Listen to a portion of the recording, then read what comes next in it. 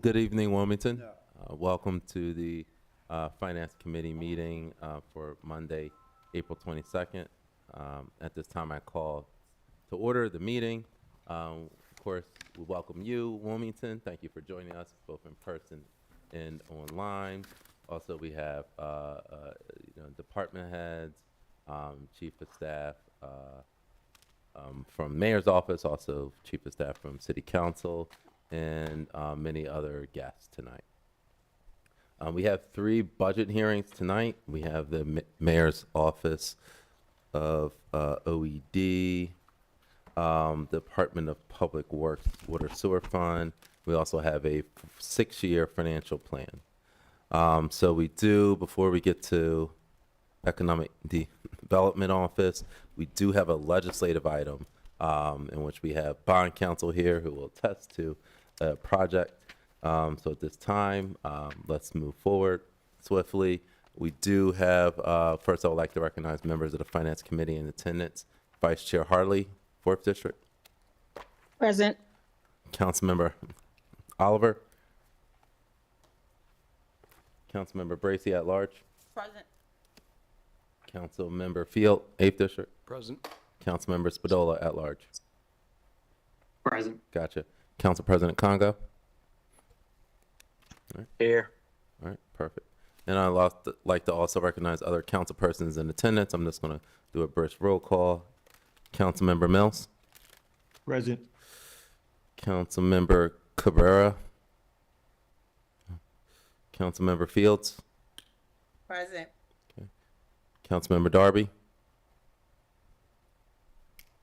Councilmember White. I have you as present. Councilmember McCoy. All right, so before we move into, again, the budget portion, we do have an ordinance to present. So this is a time-sensitive ordinance, so we did have to put it on the budget hearing schedule tonight. We have a ordinance 24-020, which is a project ordinance approving and authorizing a financing project for Salesianum School Incorporated. And this is regarding issuance of a bond, not to exceed $10 million. So at this time, I believe we do have both bond counsel and someone from the school present. So if you may, as you move forward, anyone here to speak to this piece?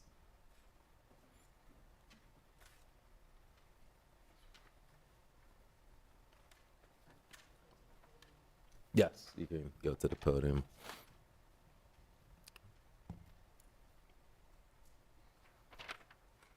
Good afternoon, Director Mr. Park, Yes. good evening. Okay, Good evening. floor is yours. Mr. Chair, thank you, and the Finance Committee members for the opportunity to present this ordinance. My name is Sean Park, and I'm the Director for the Office of Economic Development. My office received an application from the Salesianum School for bond financing on March 28th, 2024, and we reviewed the application and approved the project on April 8th, 2024, based on the criteria in Chapter 8 of the City Code. I am joined today by a team representing the borrowers, President Tom Kardish, Chief Financial Officer Tim Woods, and School Counsel Mark Reardon. Now, to discuss more about the project, I will pass the microphone to President Tom Kardish. Good evening. Good evening. Thanks for having us, Chair Johnson, and thank you, Finance Committee. Salesianum School is constructing a $19 million capital project consisting of 3 new turf athletic fields, including a baseball stadium, on the North Broome Street campus, and 6 new tennis courts on the city land next to Abysinio Stadium. The athletic fields are supported by a $10 million philanthropic gift. The tennis court project is supported by $670,000 in private donations and a $700,000 grant from the State of Delaware Department of Parks. The tennis courts will be open for public use as part of Brandywine Park, much like Abysinio Stadium that's adjacent. The school wishes to permanently finance $8 million of the total project using a tax-exempt private activity bond issued through the City of Wilmington's Conduit Bonding Authority. Applied Bank will provide an $8 million commercial note in tandem to purchase the bond from the City of Wilmington. The athletic fields will transform the northern half of the Broome Street campus from the current open grass fields to a modern athletic complex. They will have artificial fields between the school and essentially 25th Street along Broome Street. The tennis facility across the street at Abyssinios Stadium is a $2.6 million tennis facility. It will have 6 tennis courts, and again, it will be available to the public. The project has the support of the Triangle Neighborhood Association and other local organizations. I'd like to remind everybody, Salesianum School's been what we hope to be a very good neighbor to and a resident of the City of Wilmington. We've been there since 1903, and I hope that these investments will continue to show that we continue to strive to be a good resident of the city.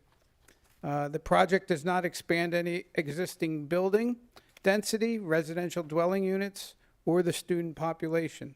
By the way, the school has about 920 students.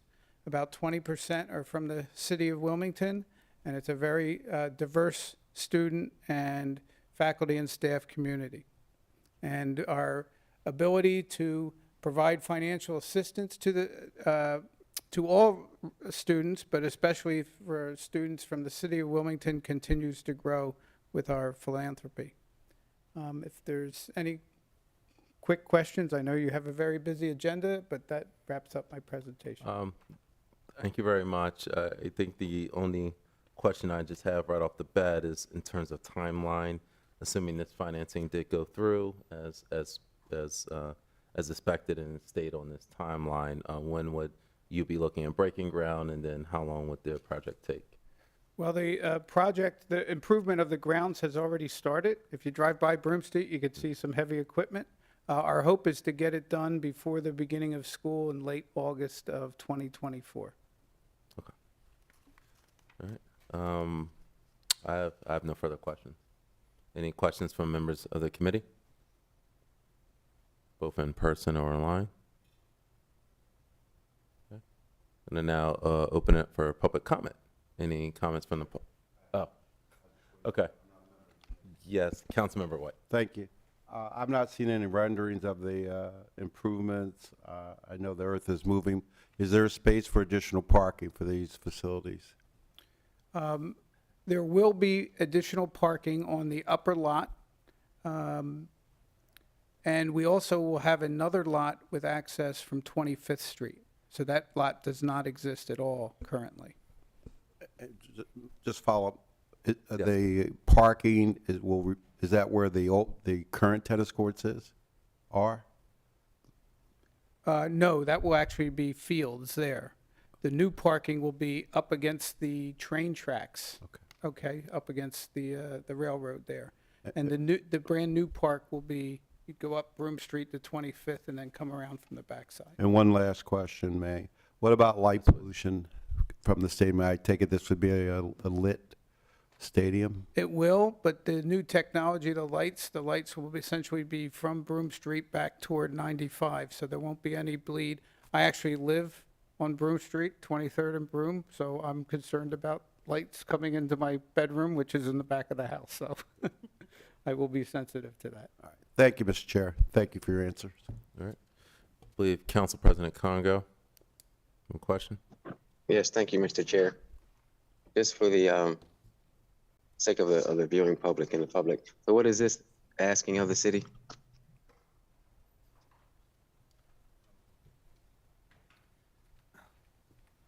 I'll just point out that the conduit bond is allowed under IRS law 501c3. The city does not make payments on this bond, and it does not count against the city's credit and balance sheet. Okay, thank you. So it's asking the city to just to guarantee the loan? Yeah, the city is simply acting as a pass-through. This is a limited obligation for the city. And that means the city's full faith and credit are not impacted, and the repayment of the bonds lies solely on the Salesianum School. Okay, all right, thank you. Thank you. Any other questions by members of council?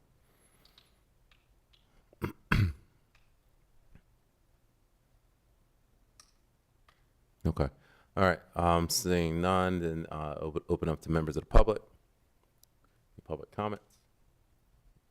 All right. Seeing none, I will bring it back to the committee or members of council who are here. Oh, okay. All right. Do have some final questions, Vice Chair Harley. Thank you, Mr. Chair. My question is there a fiscal impact for the city? My volume has been going in and out, if you already shared that. You may. Again, the city is acting as a pass-through, and this is a limited obligation for the city. So the city's credit is not impacted, and the repayment of the bonds lies solely with the Salesianum School. And Is what that- is the amount again? The amount is up to $10 million. But I believe, was it 8 million? It would be 8 million in this year, 2024, with an opportunity to go to 10 million in 2025. So an additional 2 million if the need arises.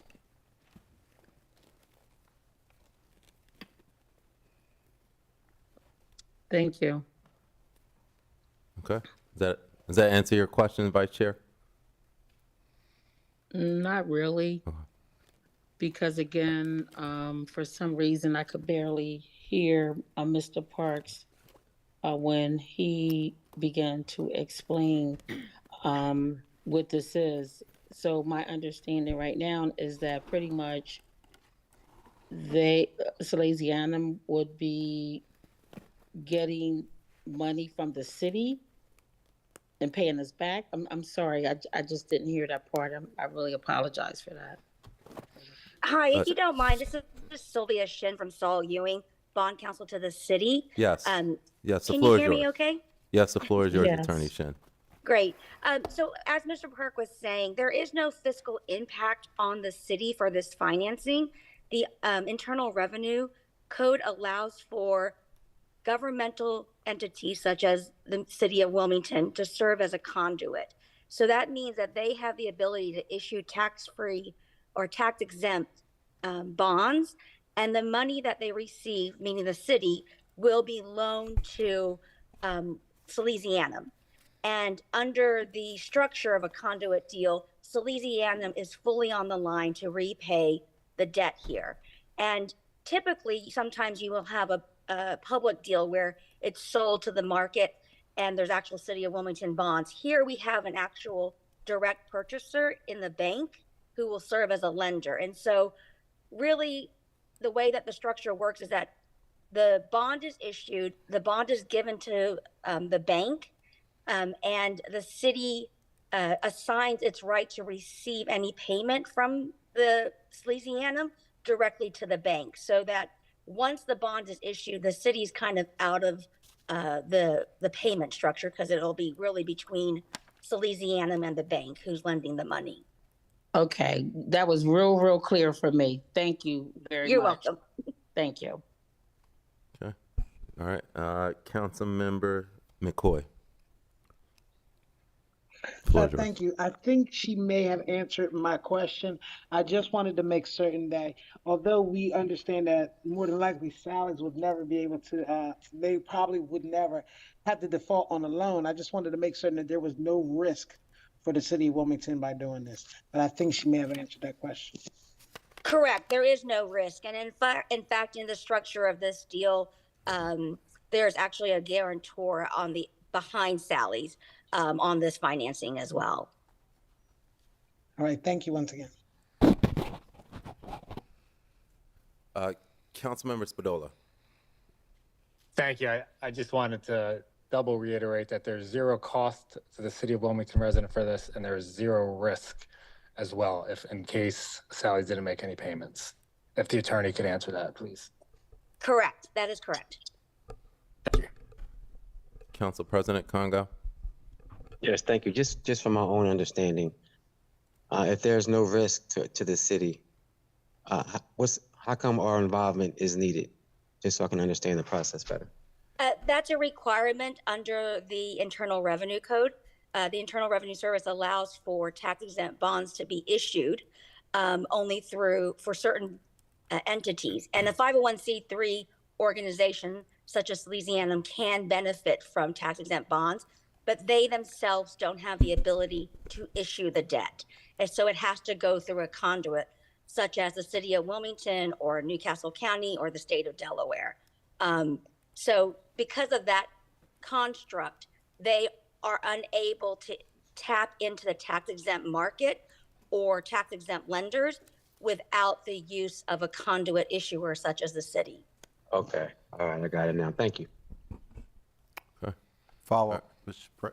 Chair. Yes, Councilmember White. Based on that, on these comments, is there any underwriting fees charged to the city directly or indirectly?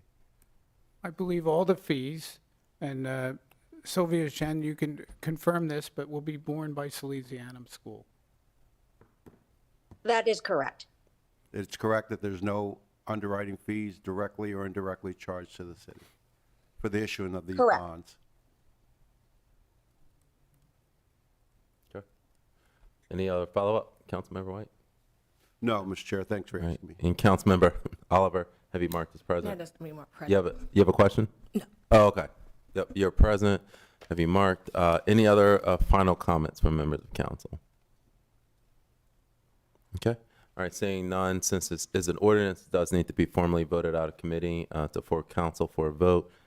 So at this time, I'll entertain a motion to move ordinance 24-024 out of finance committee to full council for a vote. Second. All right. It's been properly moved and seconded to move ordinance 24-020 out of committee. All those in favor? Aye. Aye.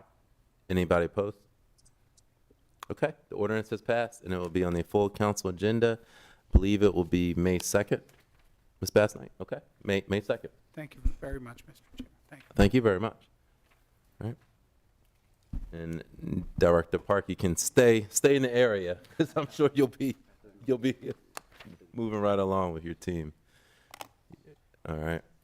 Thank you. All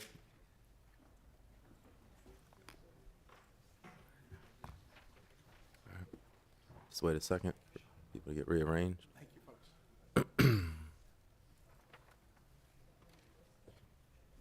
Are you? Is there anyone joining you?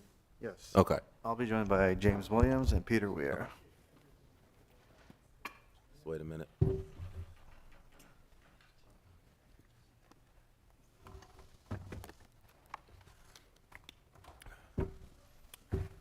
All right.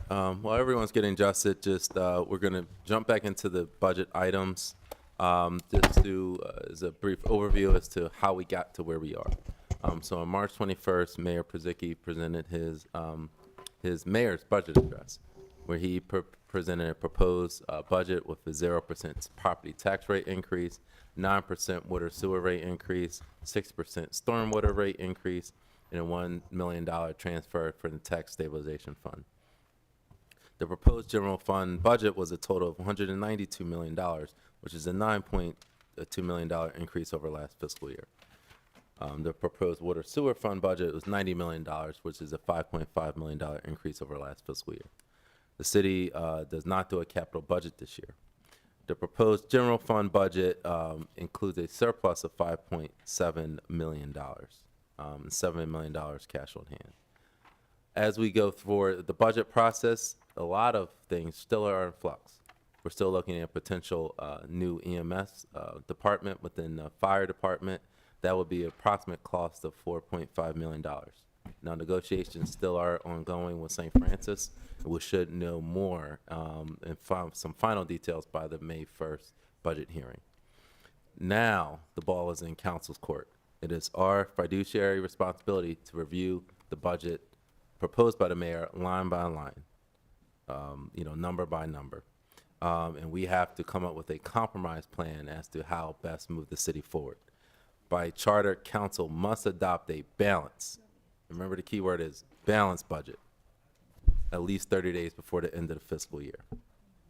Council has already shared our priorities with the mayor, which includes doubling down on public safety, continuing the neighborhood stabilization investments in our neighborhood, including home repair programs, focusing on our improving our parks, and of course, helping our minority and small business community.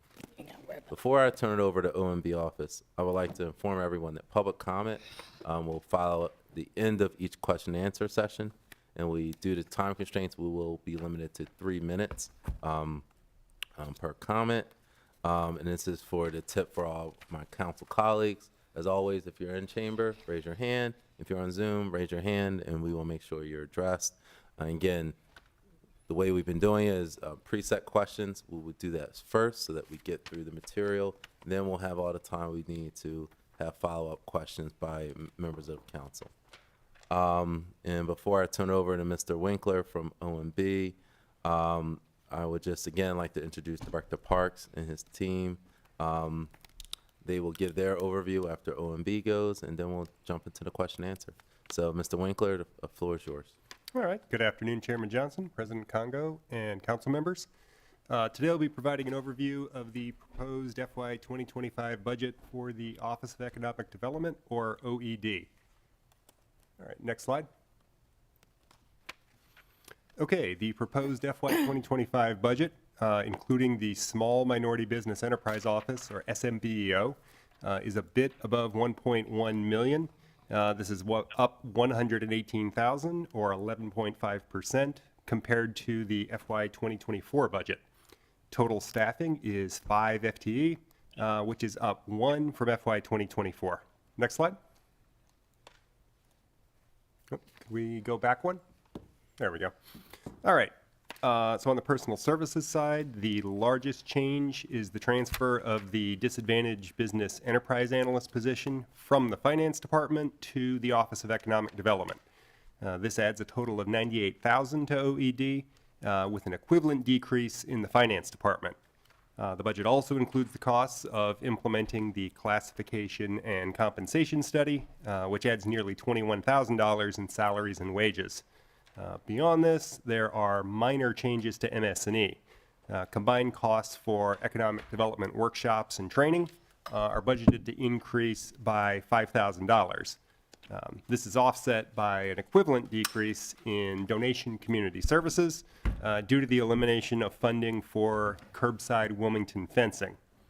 And finally, the total SMBEO budget is unchanged from FY 2024 at $22,600. This is the net result of several small MS&E increases and decreases. All right, that concludes my presentation. Chair, the floor is yours. All right, any questions for OMB?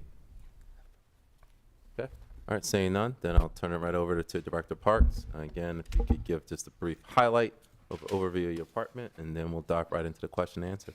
Great. Thank you, Mr. Chair and members of City Council for the opportunity to present our budget tonight. First, I'd like to introduce members of my staff. I'm joined by the Small and Minority Business Development Manager, James Williams, and Project Manager, Peter Weir. And other members of our office include Shantae Manning, who is the new DBE analyst who joined the team in November of 2023, and Marcy Moss, who is the administrative assistant. Moving on to our departmental vision, it remains consistent from last year in that we are committed to grow a diversified local economy that attracts new investments, talent, and opportunities for residents. We do that by working with businesses in a variety of industries, coordinating products and services with state and local partners to attract more revenue to our city. Can we move on to the next slide, please? And our priorities related to that vision are to increase the city's revenue tax base through new jobs and private investments, and improve the quality of life for residents. And we will also continue to prioritize implementing the recommendations contained in the disparity study, which we will discuss in question 3. Next slide, please. Okay, so starting with the first question on how our office is able to attract and retain businesses to keep the city competitive. I've created kind of a visual of the city and non-city resources that are available to accomplish this task. If we can move to the next slide. Broadly stated, I think what makes us competitive as a city is our central location, lower cost of doing business, access to talent, especially in the fields of financial services, law, and health, and the opportunity for development in new areas of the city. Now, there is support available for business attraction, expansion, and retention using city funds, which I've highlighted the operating budget and our strategic fund, and then non-city funds, which includes the state of Delaware incentives, as well as community development financial institutions. So starting with our operating funds, I want to highlight specifically our consultant budget and our advertising budget. Our consultant budget we use to fund studies designed to attract new industries, infrastructure investment, and business development. Examples of this include a study by Facility Logics to examine the regional market demand for life science industries and opportunities in the Wilmington market. And for infrastructure investment, we have also worked with consultants such as eConsult and Century Engineering to create infrastructure planning studies for the 7th Street Peninsula, which was then leveraged to apply for state infrastructure funds through the Transportation Infrastructure Investment Fund. And lastly, another example of how we use the consultant budget to help small businesses is we've started to assist small businesses by offering to pay for consulting fees related to a needs assessment for businesses to kind of help navigate, what are their challenges, what are the resources out there, and we can do this with kind of a nominal fee from our consultant line. So we see that as a value add for these smaller businesses, which we will explain more in the next question. And then just going into our advertising budget, we market Wilmington events through vendors such as In Wilmington, and also publish ads through national publications such as Business Expansion Journal and Site Selector magazine. And the point of these ads is to start a discussion with site selectors in order to potentially attract new businesses to come into the city. Moving on to the strategic funds, which is a fund that rolls over from fiscal year to fiscal year.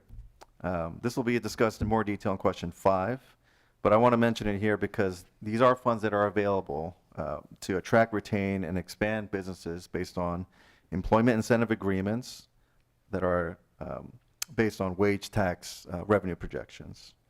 We also use the strategic fund to encourage additional investment in property in the city through facade improvements and architecture and engineering study matching grants to outline the costs associated with a potential project. And then moving on to non-city funds, the state of Delaware. We work closely with the Delaware Prosperity Partnership to attract businesses from outside the state and to keep existing businesses in Wilmington. Recent examples include Novo and ICM, which are fintech firms from Miami and Chicago respectively, as well as local expansions of existing Wilmington businesses such as Carvertise, that's along the riverfront, and B&M Meats in South Wilmington. We also partner with the Division of Small Business on incentives that are available to get sites in Wilmington up to date, including the Site Readiness Funds, the Modernization Investment Support Initiative, and the Graduated Lab Space Funding. The Division of Small Business also has funds available for small businesses, including competitive edge grants and a new initiative for early stage businesses called the State Small Business Credit Initiative, SSBCI. I also mentioned the state's Transportation Infrastructure Investment Fund. We currently have an active project where the state committed $4.7 million to elevate the East 7th Street Road to allow for the existing employees and businesses to access their property in cases of flooding. So this is another partnership we have with the state meant to bring in new jobs to the state in return for infrastructure investments. And then the last piece of this question is touching on the DDD funds. In the last round, which was round 15, over $3 million in DDD funds were leveraged to promote $28.6 million in private investment. Now, DDD plays a role in business development. In the last round, mixed-use projects such as Huxley and Hero and the Del Art Cinema at the office tower at 1313 North Market received reservation awards of the DDD. But most of the DDD awards typically go to residential projects because of the large private investment costs. Yeah,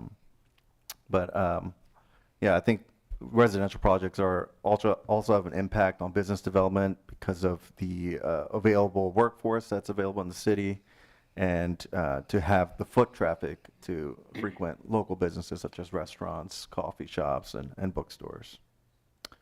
And then lastly, I'll point out the CDFIs that we work with.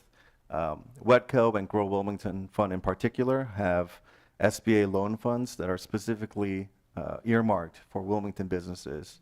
And there are over $800,000 of loan funds available through Grow Wilmington Fund and $140,000 available at WETCO. All right, very well. If we could move to the next question, which is deals with our small business fund. Oh, Did you answer A and Yeah. subpart? yeah, he did. The down under the- Yeah, he just. Mm-hmm. Okay. All right. All right, and so moving on to the question two, the small business fund specifically. I don't know if it's going to be you, Director of Parks, or Mr. Williams. Yeah, I will turn it over to James Williams to discuss the budget lines directly impacting small businesses. Floor is yours, Mr. Williams. All right, good evening, Chair Johnson. Thank you for having me once again. So I'll talk a little bit about the programs offered to support small businesses and how we employ our small and minority business enterprise office budget to achieve that, as well as the support that we use the office's overall budget, mainly the strategic fund to support small businesses. Okay, so for the fiscal year of 25, the budget that we have is $22,600, which has remained consistent for a number of years. These funds are employed in a variety of ways. Last year, we used the majority of the funds that we have in order to implement B2G Now, which is providing our new online DBE certification management software. We decided to do this in order to get the software into the door, and then we transferred those funds for FY25 over to the IT department budget, which we've budgeted $40,000 to continue the subscription for the online certification tool, as well as expand to bring in some additional tools that will help us to achieve some of the recommendations from the aforementioned disparity study. So that's one example from recent times of how we've employed those funds. Within the $22,600 that is budgeted for this purpose, the biggest line item is the $15,000 of consulting dollars. As Director Park mentioned, one of the things that we're pursuing this year that we've begun doing with a small number of businesses so far in this year is to provide needs assessments in order to identify, what the actual needs, the true needs of some small businesses are. We reserve this for businesses that, don't have clear and sort of clear identifiable challenges to help us document what the actual challenges are and create a sort of a roadmap to help improve such a business. So we intend to use some of the funds in that way. Additionally, in the past, we've hosted events for DBEs and things of that nature. We are considering doing early in fiscal year 25 what I've come to call a DBE day to introduce DBEs to department heads and purchasing personnel within departments.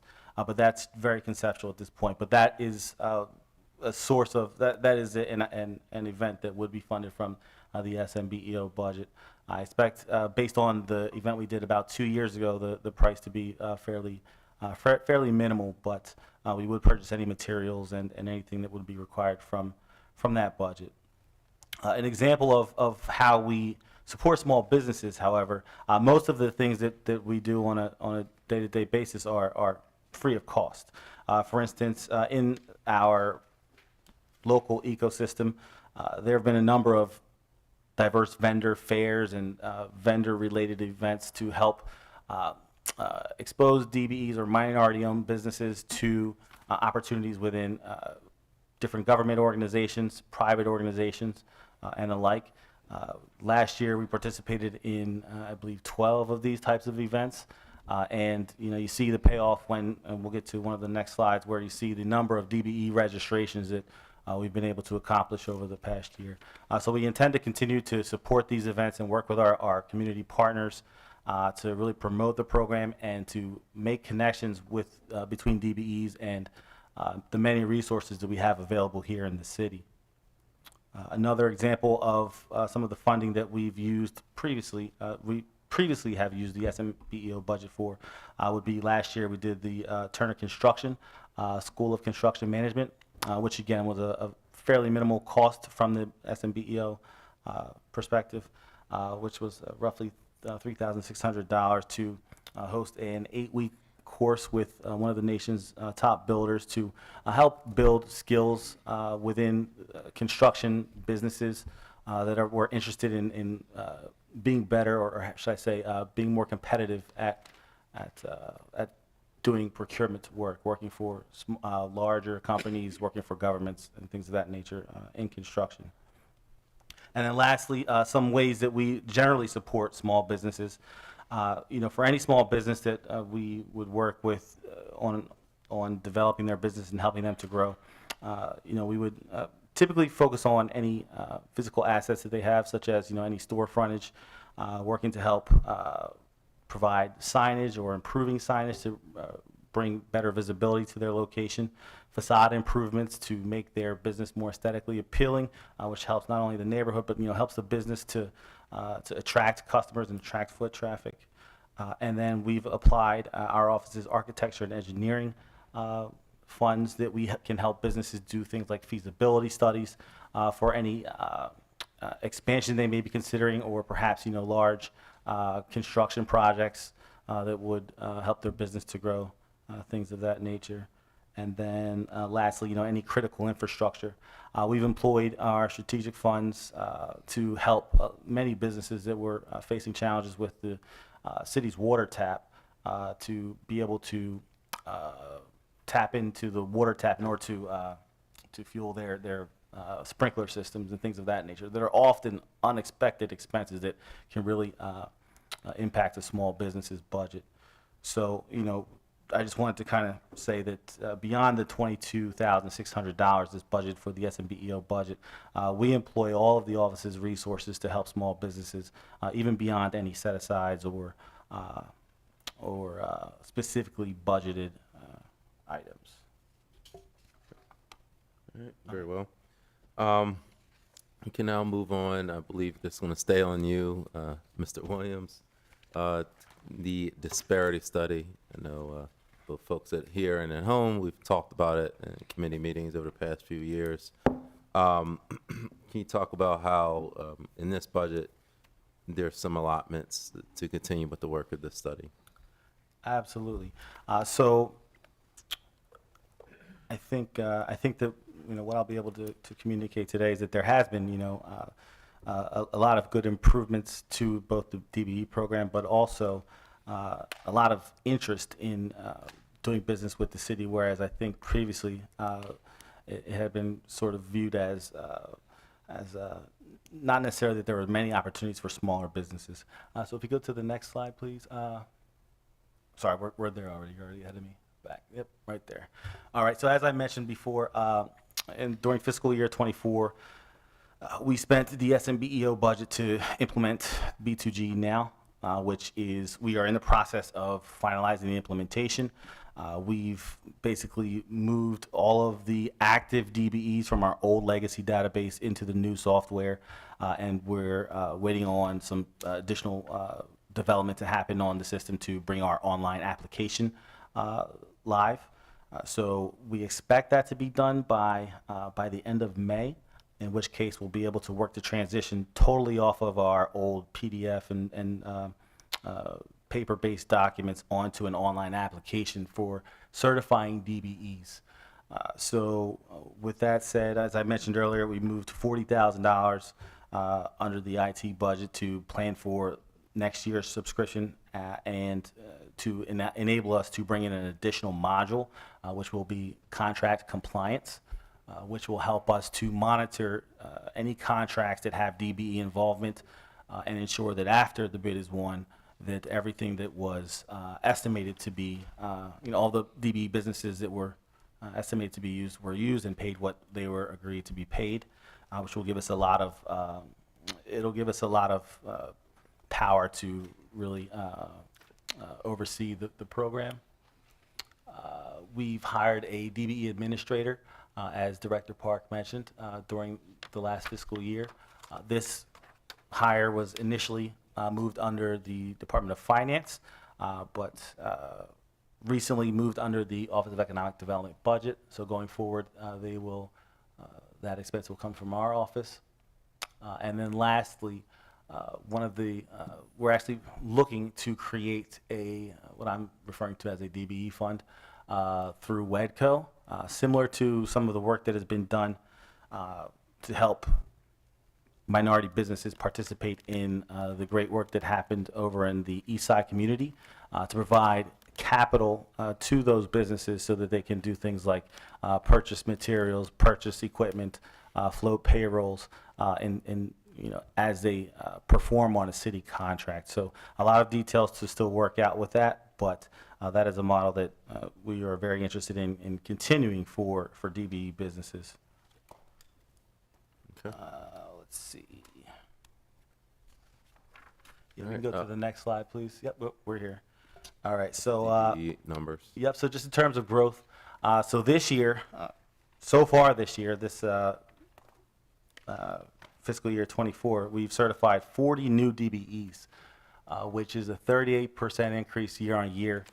And last year, it was a pretty big increase year on year from 22. So that tells me that, all the community activity we've had and all the involvement, we've, gone out and talked about the city's DBE program and working with businesses and, trying to make connections between not just, here in the city, but, also within, with our partners who are often providing resources for these businesses has really drawn a lot of interest and it has brought a lot of interested businesses who are ready, willing, and able to do work with the city. I think that once we have some additional technology in place, such as the B2G Now certification tools, we'll see this number continue to increase, but we'll also have a lot more data around who those businesses are, what some of their strengths are, what their capabilities are, and it will go a long way to help departments source things like quotes for projects that don't go to bids. It will help departments, really understand what businesses we have available in our database to participate on city contracts, as well as prime vendors who may be looking for subcontractors. But today, because of the technology constraints, may have a difficult time finding subcontractors to participate. So really looking forward to that implementation.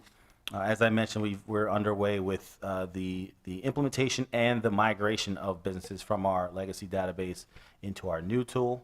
So we'll continue to provide updates on that transition. Next slide, please. And Nice. how are the DBEs used? I guess does that break down how the DBEs are used? The next slide, we'll get into a little bit about so public works versus non-public works and some of the data around that. All right, so the next slide I want to show exactly that, right? So how, or should I say what benefits or what increase in utilization for DBs have we seen over the past 2 years?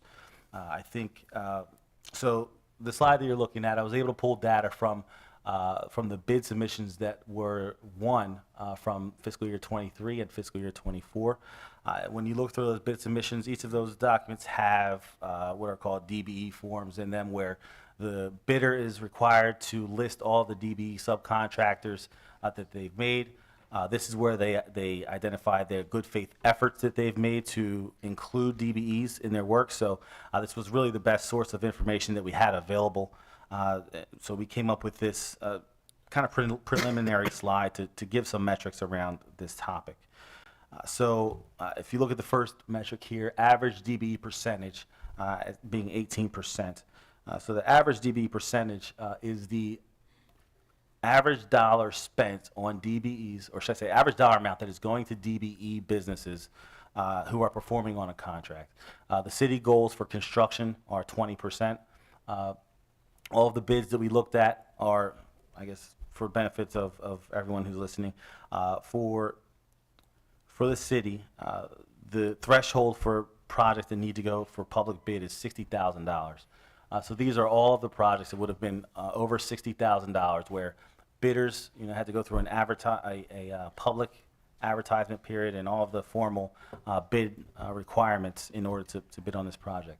So for the winning bids from fiscal year 24, we know that of those bids that were submitted, the average dollar amount that was going to DBEs was 18% based on those bid submissions.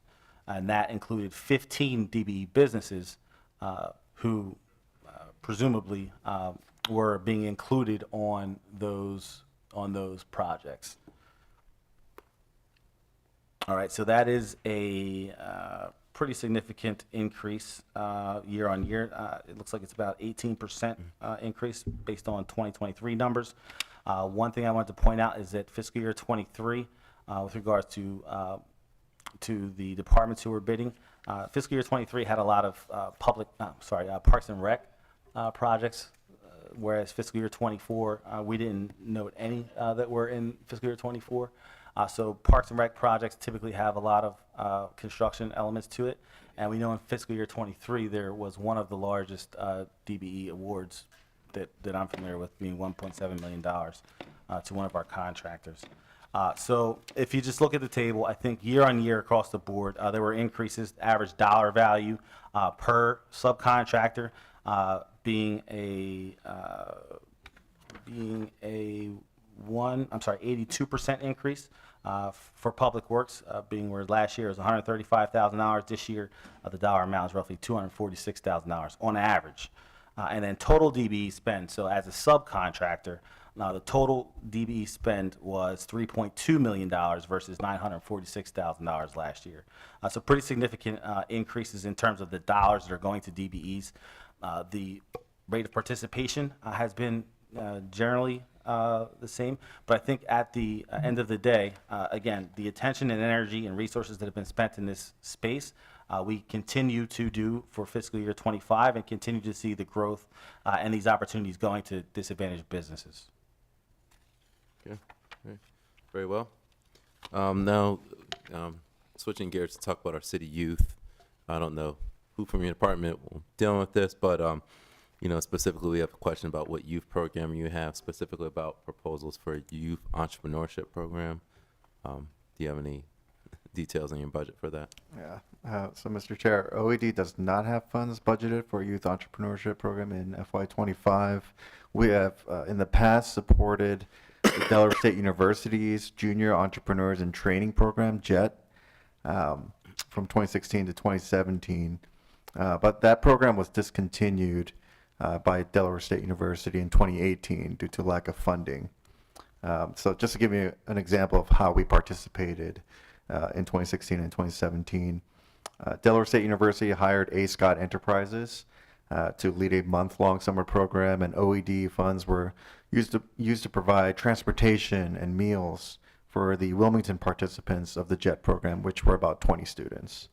And the students received classroom instruction on entrepreneurship and worked on creating their own products for sale, which were showcased in the city-county building at the end of the program. However, again, the program was discontinued in 2018, and we would need to partner with, another institution that could provide the teaching needed and to design the curriculum in the program. I have noted on the slide just some local programs that are available for youth that want to participate in entrepreneurship trainings now. And additionally, I want to point out that the city's Parks and Rec Department does offer the Youth Career Development Program, which provides 75 youth with an opportunity to participate in specialized career pathways and internships and jobs with nonprofits and corporations across the city. Okay. All right.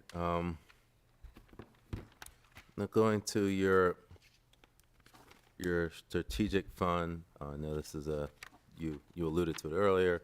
So if you could give some highlights on the use for that fund balance. Thank you, Mr. Chair. Next slide, please. So first, I just want to start with an overview of the strategic fund. It was established by legislation in 2002 to help attract businesses outside of the city and help expand existing businesses within the city to increase employment and wage tax revenue. And this program was modeled after the state of Delaware's strategic fund, with agreement amounts based on the number of new jobs and associated wage tax revenue that the city expects to receive from entering into the agreement. Every agreement, there are performance requirements and clawbacks in case the business does not meet their targets.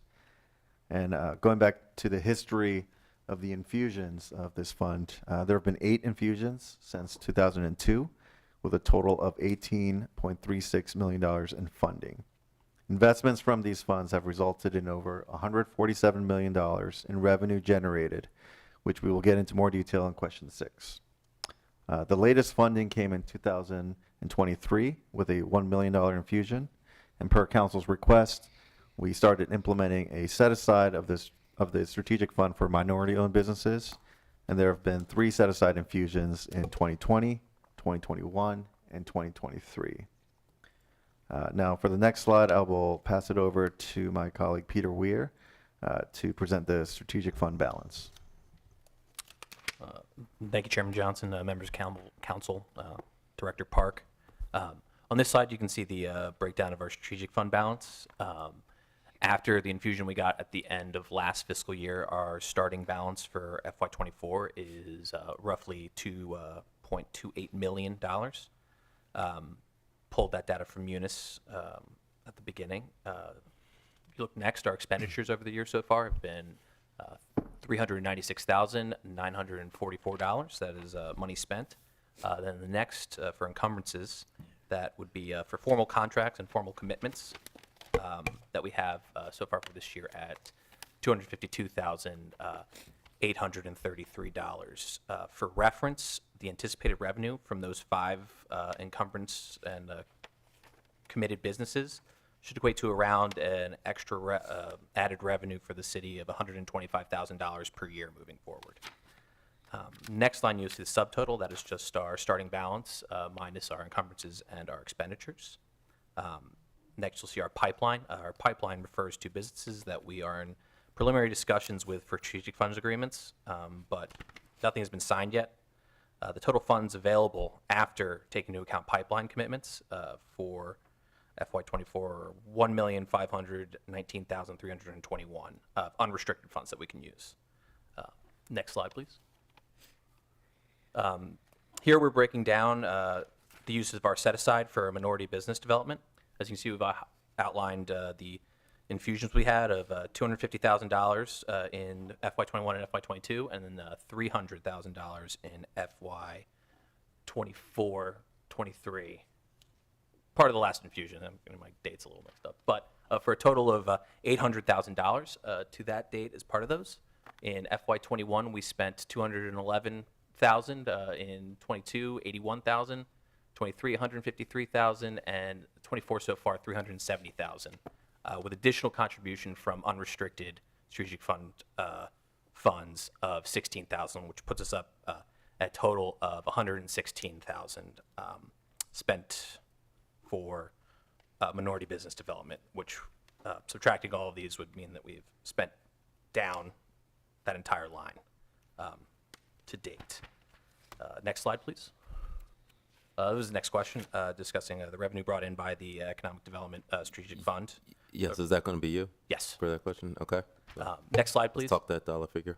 I know that it was requested fiscal year. How the data was collected, though, by us was calendar year.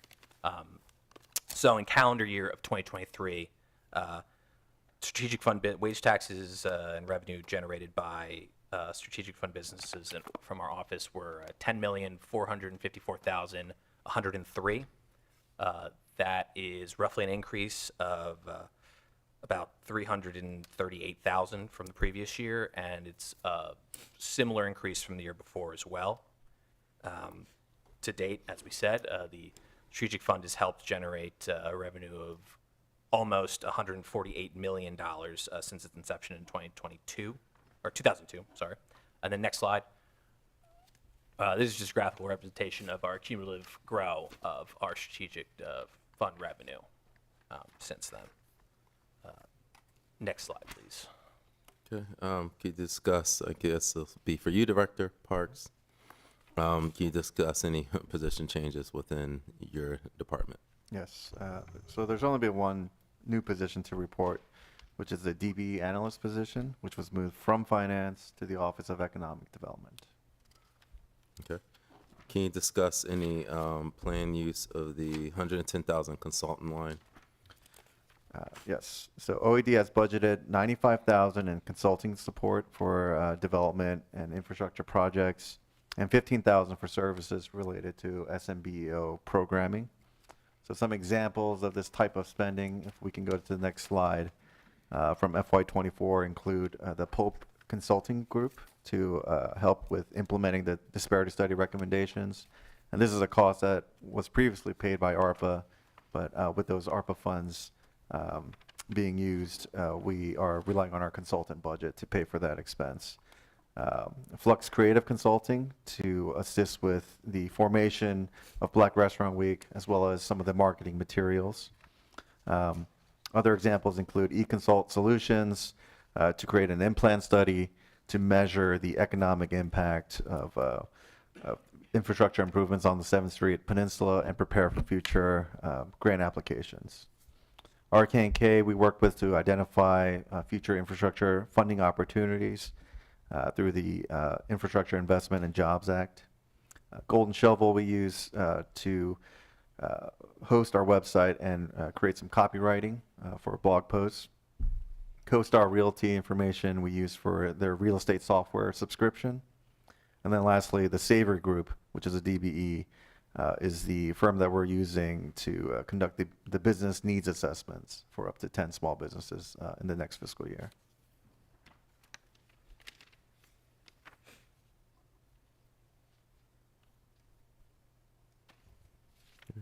All right, we can move right along. You can discuss the advertising budget, especially for Black Restaurant Week.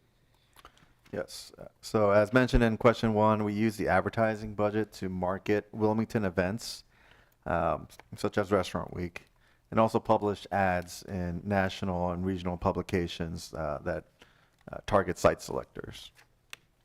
So we have also budgeted $1.7 thousand in the upcoming Ladybug Festival marketing, and then $2,000 for small minority business development initiatives. And the advertising budget could also be used on our website to promote strategic parcels in the city and post articles highlighting small businesses. Regarding advertising for Black Restaurant Week, as mentioned in the consulting question, we've dedicated $30,000 to Flux Consulting to consult on the formation of Black Restaurant Week, as well as creating some marketing materials. We've also paid for certain businesses to be power washed during the week of Black Restaurant Week, and just provided our information to all the participating businesses to be a point of reference for the city as a way to access additional products and services to help those businesses. Okay. All right. We now jump to question 10. I understand that there's a new Delaware Hispanic Chamber of Commerce, as well as there's pre-existing Delaware Black Chamber of Commerce. So how is your department able to assist them? James? So I'll take that. We met with the Hispanic Chamber of Commerce earlier this year, and we offer them, similar arrangement to what we offer the Black Chamber of Commerce, which includes, initial dues for a limited number of new Wilmington businesses that are interested in joining their chamber. As we would for any business, if there were facade or signage needs that they identified, we would be interested in helping them with some grant funds to improve the physical building, as well as interior improvements, supporting any interior changes they may need to make. And then we also offer to present to their membership on the services that are available to local businesses, like we would for any number of ecosystem partners. So I think that we've made a good first communication with the Hispanic Chamber. All right. And moving to the last question, can you talk about the commercial vacancy rate currently? Yes, thank you. So the office vacancy rate remains an issue with the city, with a rate of 28.1% at the end of 2023. Now, as a reminder, the rate was largely stable at 26% from 2019 to 2022, and Wilmington's largest increase in office vacancy occurred before the pandemic in 2019, when Bank of America moved out of the Bracebridge buildings in late 2018. Now we're seeing kind of a period of transition for businesses that need to consolidate, including Capital One, Bank of America, and law firms such as Morris James. In turn, office spaces are also converting their vacant inventory into alternative mixed uses, such as the Nemours building and 901 North Market, to convert office spaces to residential with a component for co-working spaces, such as the Mill and Regis co-working. Now, given the relatively small size of Wilmington's office inventory, one large business moving out or moving into the city can have a large effect on the vacancy rate, and we continue to work with our state partners, Delaware Prosperity Partnership, and others to attract a large business to the city. Okay. All right. And if you have a department chart. Yes, that should be the next slide with pictures. Very, very well. All right. Pictures. Thank you very much, Director Park. Thank you. So now we're going to move to questions from the committee and other council members. I do just have some, I have one or two questions. What is the, I know you mentioned the downtown districts, Triple D. And there's been discussion about, I guess, State Planning Commission reopening the Triple D. Now, when is that happening? Is that happening in 2025 or 2026? I will need to double check kind of the timing of this, but I know that Wilmington just recently got an expansion where, we moved the downtown development district up North Market Street to 30th Street. So I will need to double check the timing of it, but I will follow up with an email to answer your question. Okay, and I know we've discussed incentive programs in the past for the west side of Wilmington. Currently, are there any products that that can, I guess, entice development west of 95, which has been, frankly, I would say a hole, probably in our whole picture. When we look at all the development that's occurred the past 10 years, a lot of it is east of 95, down along the river. Is there some discussion of products with the state for something west of 95? Yeah, well, last year, I believe that the Truax's Capital worked with West Center City Westside Grows to implement a corridor revitalization fund for up to $10,000. And that was a product specific for the west side of Wilmington. I do want to highlight that the products and services that I featured early in the presentation from our operating funds for consulting and advertising, as well as our strategic funds, are available for west side businesses. And we have a good relationship with West Side Grows, meeting quarterly to get up to date on the kind of the business needs in that area. So, I mean, I would lean on kind of the incentives that are available throughout the city, and that will work with any business for that endeavor. But at this moment, I don't foresee a specific program for West Side identified. Now, we're open to, these conversations going forward, but at the current moment, there's no specific fund dedicated to West Side, aside from the ARPA funds that the city has contributed to West Side Grows that they're implementing into their district. And in terms of, I know you said there's software that you have. I believe that was question 2 for the DBE programs. What is that specific software? I didn't see a name. And I don't recall it from the IT presentation. Absolutely. So it's B2G now. It's under a different vendor name though, and that's escaping me right now. But B2G now is the product name, which will allow. So it'll take us from a end user computing tool to a cloud-based application that will allow the DBEs to go in, input all of their own information, create a profile, do their certification online, and then it also gives us a workflow on the back end to be able to go in and process those applications.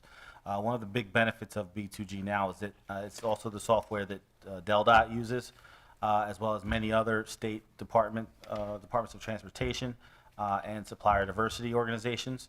So if you're a business and you already have a profile in one of the that's already using B2G now, we'll be able to leverage that information, which should help us to find more DBEs for specific needs that departments may have, to market to them and to promote to them where there's opportunities, and then just generally, modernizing the DBE process.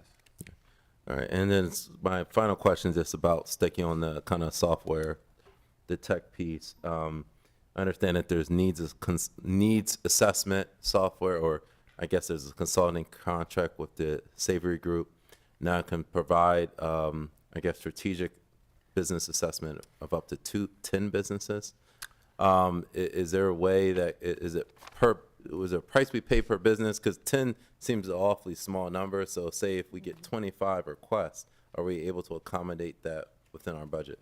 So I guess to answer your first question, we are doing this on a case-by-case basis. This is something that we literally just did our first business about 2 weeks ago, and we were very impressed with the output. So we intend to, as we encounter, what I'll say, more as we encounter we're reserving for the tough cases that, there's not necessarily a clear-cut product or service that we provide. One of the benefits of this business is that they are familiar with the entire ecosystem and all the resources that are available in this area, not just, the city of Wilmington.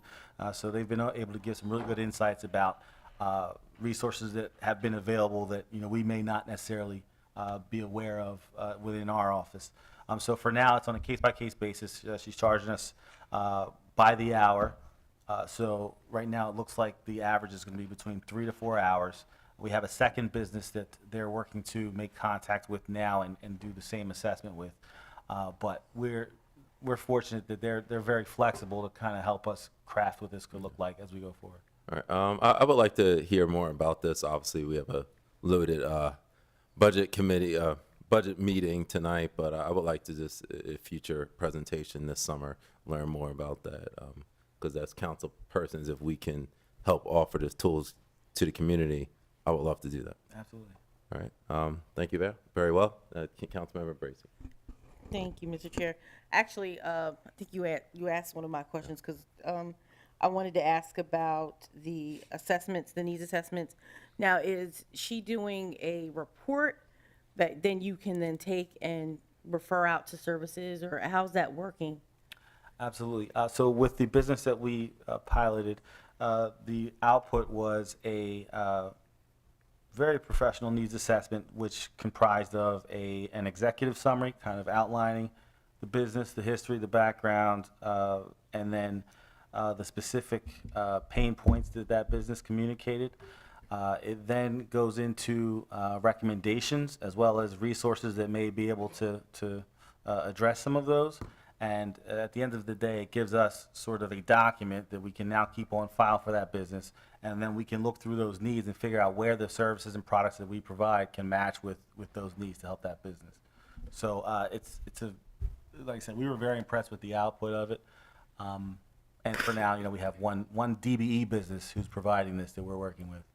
And then a follow-up, Mr. Chair. Yes, please. And then if it's a service that's needed that you don't provide, then you're able to, are you referring them out to other partner organizations or nonprofits or the SBDC or someone else? Absolutely, absolutely.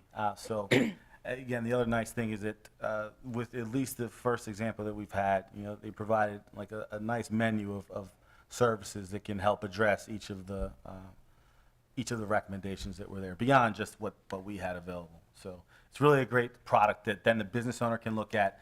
They can, they see what aspects they own, and really gives them the power to, focus their resources in ways that matter as well as for the city. Okay. I have two more questions. Yes. So for the Minority Business Development Program, I know last year FY24 you spent 370, which was a little above the 300 that was allocated. So my question is kind of twofold. One, how many businesses were you able to help with this program, and is it adequately sourced, funded? Are you asking for more in this budget year? We have not specifically asked for more in this budget year. I do know that and forgive me, I don't have the exact number of strategic fund businesses that were minority businesses at the moment. I know we presented that back in January. Mm-hmm. So forgive me for not having that, but I can get that to you for sure. As we kind of demonstrated, even though the set aside has been spent down, we continue to use the strategic fund for any business, especially minority businesses that have needs. But we're certainly open to replenishing the set aside. Okay. And then my last question is about the office vacancy rate. Given that it's jumped, and it seems every year it's going up, and now it's at 28%. Have you started? I don't know if this is you guys or the administration, but have we started having conversations around solutions? Because clearly we can't turn every empty office building into an apartment. So what other creative solutions or what are other cities doing? And I don't know if we started having those conversations, but if we haven't, I'd love to be a part of that. Right. So I think our biggest solution would be to attract a large business to occupy some of these vacant offices. And that's what my office is working on, along with the administration and our state partners as well, such as DPP. Now, regarding kind of policy solutions for the office vacancy rate, we haven't had too many discussions on this. We had some discussions in 2019 with kind of a working group to discuss some potential incentives that may offset costs for parking, as well as wage tax to encourage more businesses to take office leases in the city. But those are conversations I would be open to having, especially given the trend with office vacancy. But I mean, I'm focused on getting some businesses back into the office and generating foot traffic in downtown and whatnot to eat at our restaurants. Good. Thank you. All right, very well. Miss Bassnight, you have a question? Yes. It was mentioned regarding the DBE fund. I know it's not a working process as of yet, but do you have any idea, like a funding amount or anything in mind? So we have a good example of a business who's currently performing as a subcontractor for Public Works. And they've got other projects lined up with Public Works, but they've sort of hit their max in terms of what capital they have available to purchase more equipment and materials. That particular need is somewhere around $50,000 for that one business, which I don't know if that would be a good measuring point, but I would think at least somewhere between $250,000 would help a number of businesses. Just thinking of the volume of businesses who would have contracts or have, this sort of challenge would be a good starting point at least. Mr. Chair. Yes, follow. Also, it was mentioned regarding Black Restaurant Week. It was discussed about the dollars that was used in fiscal year 2024. Was there any plans for 2025? Not specifically budgeted for Black Restaurant Week, but we still have consulting and advertising funds available that could be used for this purpose. All right, thank you. Chris, Very well. I have a question. Yes, Councilmember. And I was going to piggyback off what Marshall said. I said for Black Restaurant Week, I thought I heard $30,000, but for Ladybug, I heard 1.7. And I know Ladybug has been around for a long time, but I think we should increase the for Black Restaurant Week. Just wanted to mention that. There was another question. All right, very well. I believe there's a question. Okay. Oh, I have one more question. Okay, A follow-up. Councilmember Oliver. I just wanted to know, to my understanding, I went past there, Evelyn's has closed down, and I know she was renting from somebody else like other people are. And I guess we could discuss that offline. I was just wondering why she didn't get any help from economic development, because I've been there a couple of times. I just thought it was a shame that she closed down. If you want to mention it, you can. So I can comment. Yeah, I reached out. So they closed because the owner of that building was closing the building. So it really wasn't necessarily that they needed help. But they are relocating to Maryland Ave in the city. That's information that she told me, the daughter told me, just 2 weeks ago. So, and we did offer any support that we would provide for any business. So I'm looking forward to having further discussions on how we can support them. I was going to say, she did say she was relocating in Wilmington. I didn't know where, so that's good. Maybe y'all can, start out from the very beginning. Okay, thank you. Okay, all right, very well. Leave Councilmember Darby. Yes, I would like to be recognized that I'm here tonight. And then my question is looking for if you have a demographic breakdown of business owners who have Wilmington business license. Well, that's not data that we have available. We may need to, check within some other departments for this data. But did you have a comment as well, James? I know the state recently added demographic information to their business license data, and I have a request in to get that information from our Office of Supplier Diversity for the state. She's working on getting that for us, so once we have it, we'd be happy to share it. And I think it's going to be kind of limited. Sorry, I think it's going to be kind of limited because they just launched that at some point mid last year, if I'm not mistaken. So, but we're working to get similar information. May I follow up with a question? Yes, please. Yeah, so with our business license application, we don't collect the demographic information. Like we don't have a way of looking at like specifically Wilmington's. If I'm not mistaken, the business license application does not collect demographic information for the city of Wilmington. Oh, okay. All right. Thank you. Okay. All right. Now, not seeing any questions from members of council, I'm going to move to public comment. Any public comments on for OED? Okay, yes, we do have a member from the public, Renata.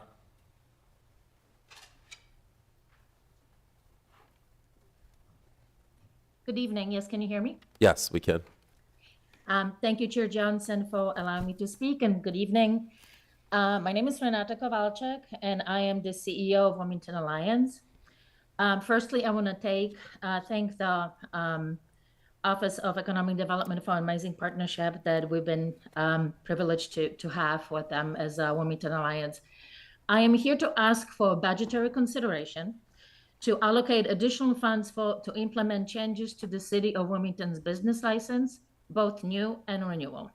Specifically, I'm proposing adding fields for collecting the demographic data, following what the state has implemented in September of 2022. The results of the 2022 implementation of the changes by the state was staggering. Last week, Technically published the first data report showing the numbers since the new fields, also referred as checkboxes, were implemented, allowing business owners to share information about their race, ethnicity, gender, disability, and veteran status. Through the most recent status, the Delaware Black Chamber of Commerce only counted 583 Black-owned businesses in Delaware. But by leveraging the resources made possible through the new demographic boxes at the state application, we now know that there are 10 times more of those businesses.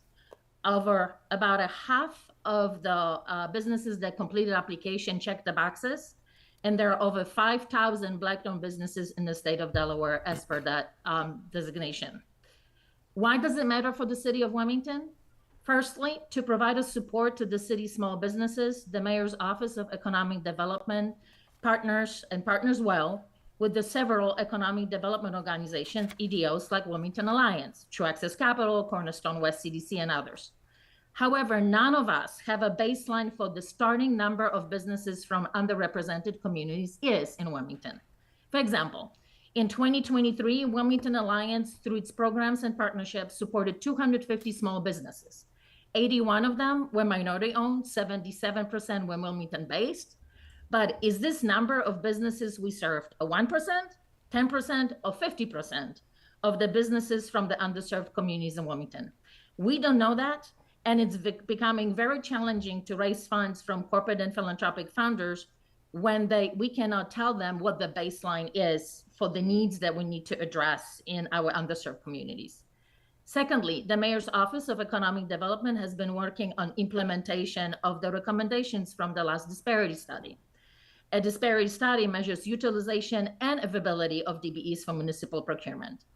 And with the participation goals as defined as construction contracts 20%, goods and services 10%, and professional services 5%, I strongly believe that when businesses identified as being minority, woman, or veteran-owned, it makes easier for the city to see how many companies in different industries would fall under the supplier diversity goals, as well as identify gaps where certain demographics are underrepresented.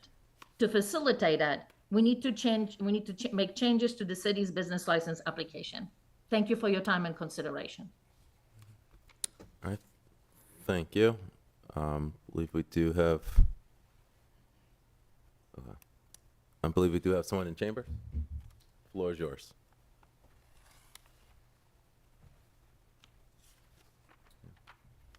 Thank you, Council Chair. And my name is Christian Willauer. I'm a city resident and also a small business owner. And I, appreciated the presentation from the Office of Economic Development. But speaking as a small business owner, and I know talking to a lot of other small business owners, it's not just about the help that you offer. It's also about, not putting additional costs on businesses. And I'd just like to say the additional cost of raising the business license fee, a lot of us, it almost doubled. And it's a big cost for small businesses. Just to give one example, for a consultant, it's $181. It used to be $181 a year, and now it's $300 a year just to have a business license to be to open your doors. And there is no.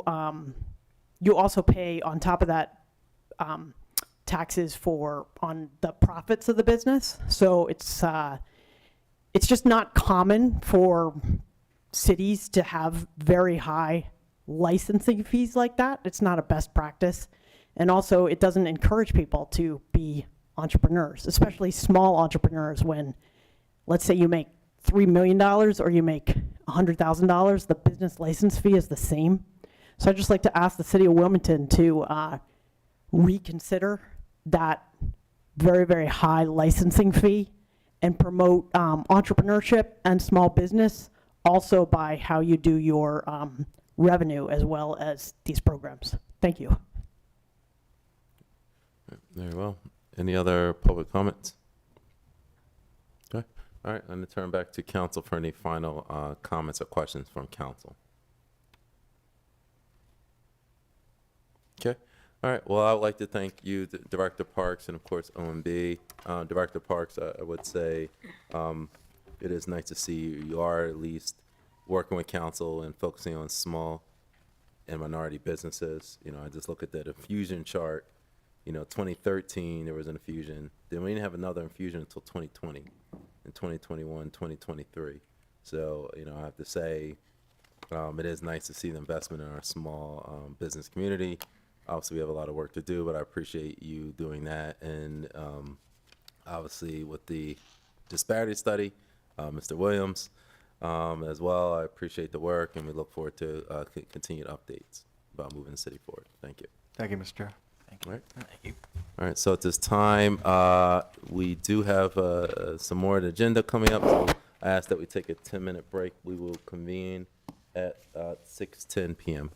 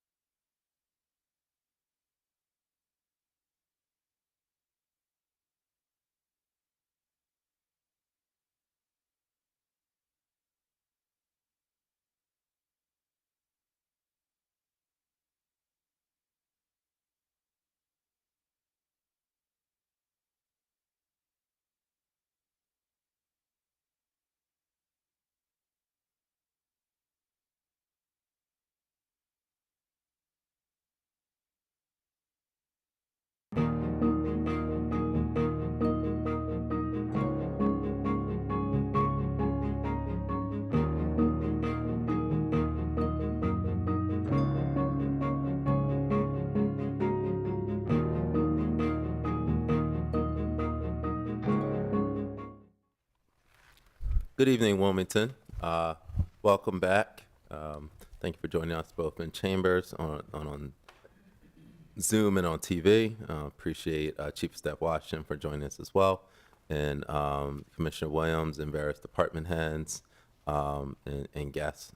At this time, I call to order the Finance Committee budget hearing for the Department of Public Works Water Sewer Fund. We are just resuming from a 10-minute break. This time, I'll do a Finance Committee roll call. Councilmember Oliver, I believe she'll be joining us momentarily. Councilmember Field, Present. 8th District. Councilmember Spadola, at large. Council President Congo. Here. Vice Chair Harley. Present. All right. I'd like to recognize other council persons in attendance. Councilmember Mills, at large. Present. Councilmember Cabrera, don't see her. Councilmember Fields. She back on? Councilmember Darby.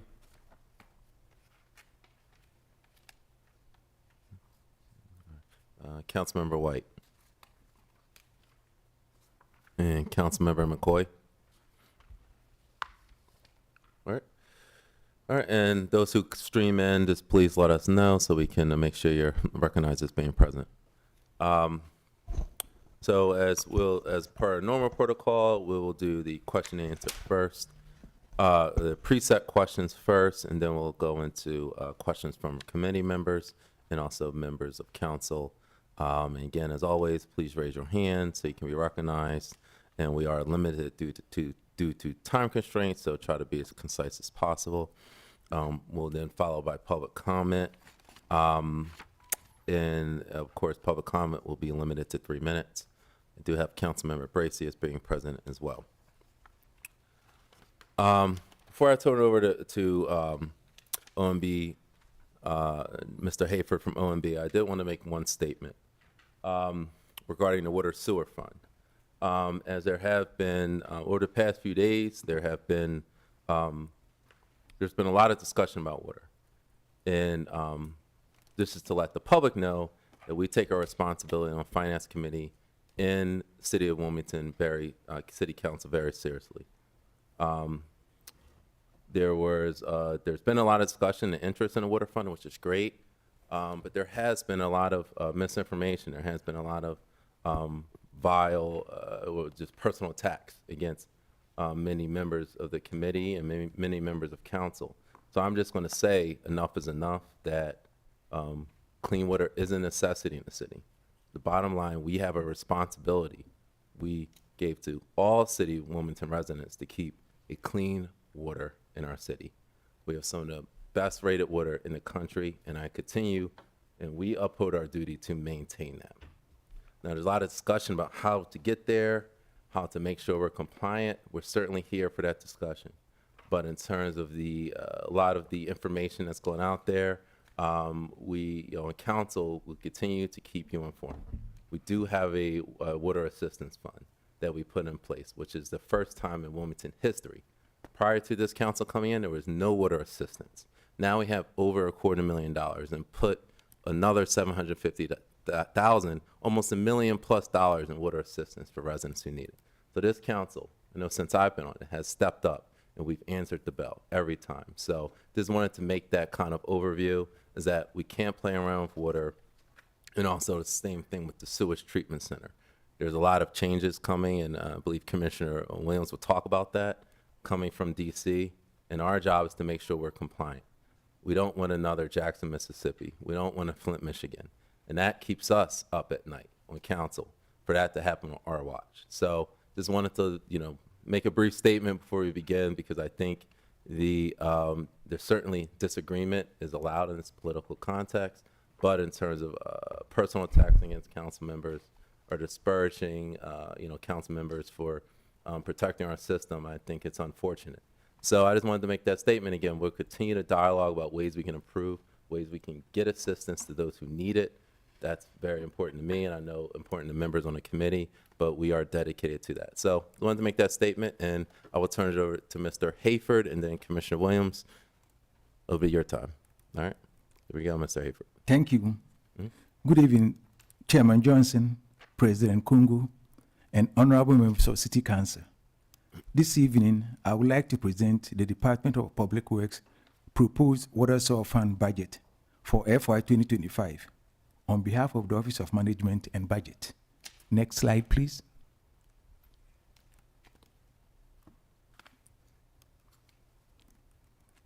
In the Water Sewer Fund, the department is requesting a total budget fund of $81.8 million, an increase of $4.9 million, or 6.3% over the FY 2024 budget. Personal services increased by $406,000, while MS&E increased by $4.2 million compared to FY 2024. Next slide, please. In personal services, staffing decreased by 0.5 FTE in the Water Sewer Fund, with one split-funded construction inspector position eliminated for a total savings of $35,000. Regular salaries increased by $353,000, or 6.2%, due to the implementation of the compensation and classification study. This is net of the position elimination above. Next slide, please. Now on to MS&E. Contracted maintenance services increased by $1.5 million, with nearly all the increase due to the Jacobs contract fee to operate and maintain the city's sewage treatment plant and manage the city's renewable energy biosolids facility. Repairs to equipment increased by over $1 million, mainly to replace pumps at the Brandywine pumping station and cover increased system-wide pump and valve maintenance program costs. In addition, there was a $175,000 or 47% price increase for allied control systems to maintain the SCADA system. To assist the city in complying with the EPA's new lead and copper rule revisions and prepare for the testing, tracking, and removal of PFAS chemicals, consultant increased by $265,000 or 15.5%. Next slide, please. Miscellaneous supplies, parts increased by $203,000 due to increased consumable costs for replacing obsolete equipment and fire hydrants. Bulk chemicals decreased by $200,000 or 10% due to improved price stability in the water treatment chemical supply chain. Engineering costs increased by $188,000 due to engineering and design services for the small water mains replacement program and metering improvement. Next slide, please. Repairs to building structures increased by $112,000 due to increased service and labor costs for the maintenance of buildings, including parking lots, sidewalks, driveways, and the raceway. Legal fees decreased by $100,000 or 50%, as all significant legal proceedings against Newcastle County, Honeywell, and the Army Corps of Engineers have been settled. Condition assessment was reduced by $100,000 to reflect better historical actuals for cleaning and inspecting soil interceptors and inlets.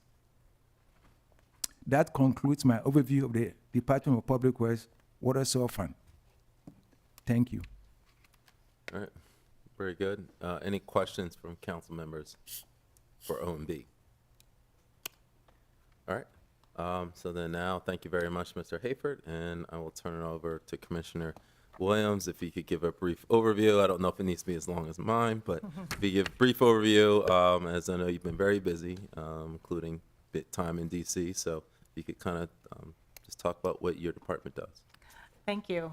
Good evening, Chairman Johnson, esteemed council members. I'm actually going to hand it over to Deputy Commissioner Vince Croce, and he's going to take care of the presentation with the support of our Water Director, Chris O. All right. Good evening. All right, Deputy Commissioner, floor is Thank you. yours. The Department of Public Works' mission is to operate and maintain critical infrastructure and facilities and provide superior services for our customers and to promote resiliency. In addition to providing services vital to city constituents such as waste collection, street cleaning, snow removal, street paving, sidewalk replacement, traffic controls, a constituent call center, and much more, the department also operates an entire water, wastewater, and stormwater utility. The utility consists of approximately 108,000 customers, both inside and outside the city, 2 water treatment plants to produce an average of 16 MGD of drinking water, 420 miles of water transmission and distribution mains, 370 miles of sewer and stormwater mains, a regional wastewater treatment plant that services residents and businesses north of the C&D Canal and for a small part of southeastern Pennsylvania, totaling 600,000 customers, and a stormwater management program that captures more than 80% of the stormwater runoff within the city. The vision is to maintain our resources and meet evolving regulatory requirements, water supply needs, and customer expectations into the future. You can hit the next slide, please. Okay, and the priorities for FY25 Water Sewer Fund is to provide customers with safe, reliable water, wastewater, and stormwater mitigation services and to continue 100% compliance with regulatory requirements. Implement stormwater mitigation projects focusing on areas with reoccurring flooding issues. Proactive identification and replacement of potential lead service lines. To comply with the forthcoming regulations from EPA and Delaware Office of Drinking Water, which include prepare for compliance with the EPA PFAS regulations and to create a service line inventory and replacement plan under the lead and copper revised rule, and to maintain a standard of exceptional integrity, honor, and respect through open communication and accessibility. Next slide, please. Our 3 performance measures would be the number of non-compliance events that must be reported to a state or federal agency, such as CSO overflows, NIPDES violations, boil water advisories, and Safe Drinking Water Act violations. Length of time a customer is without water measured in hours, and the number of water quality complaints. That brings us to the council questions. And Commissioner Williams, I just wanted to just ask you, is there anything wrong that I said in a statement or not correct? I want to make sure we're factually correct about how we present to the public, about the water sewer fund or anything about. Absolutely. I appreciate your statement and your support, quite frankly. It's not easy to run a utility of our size, and it's a lot more complicated than one may think. All right. Thank you very much, Commissioner. And so let's roll into the questions. I know this talks about EPA regulations, so we're going to talk about, I guess the easiest way for the public is where does our city rank in terms of lead and copper and other regs? Okay. If you can go to the next slide, please. All right, so I'm going to break this up into 2 slides. It's somewhat voluminous, but the lead and copper rule, we'll deal with that first. The city has sampled and been in compliance with the lead and copper rule since its creation in 1992. The city stopped using lead service lines in the 1920s and has adhered to the lead plumbing ban of 1988.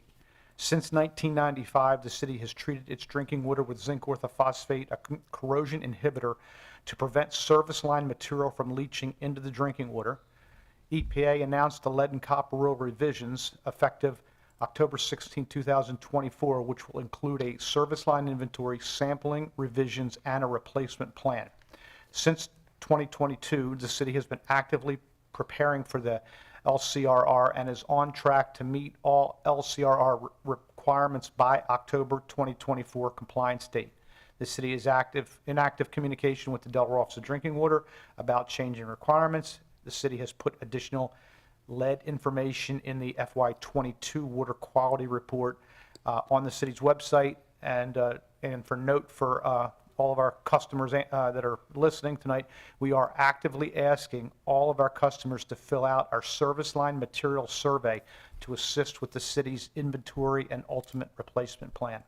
If you can go to the next slide, please.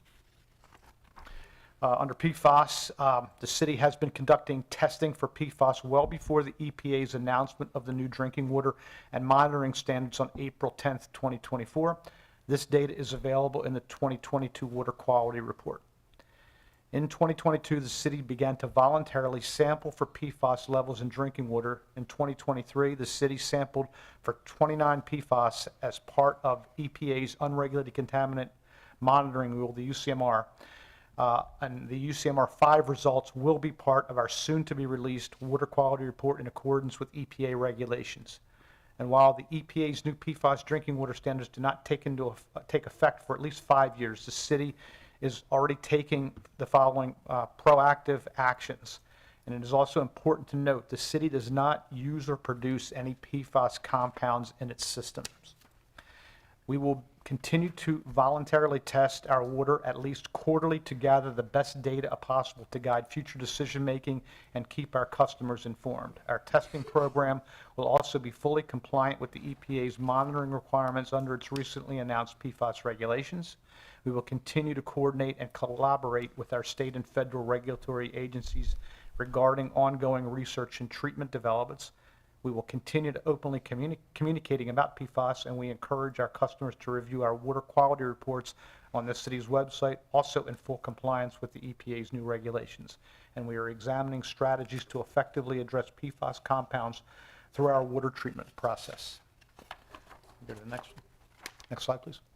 So there's also some questions that asked about funding and so forth. So under the bipartisan infrastructure funds, the following, and again, some of these are unfunded mandates that have been with PFAS funding needs over the next 3 years.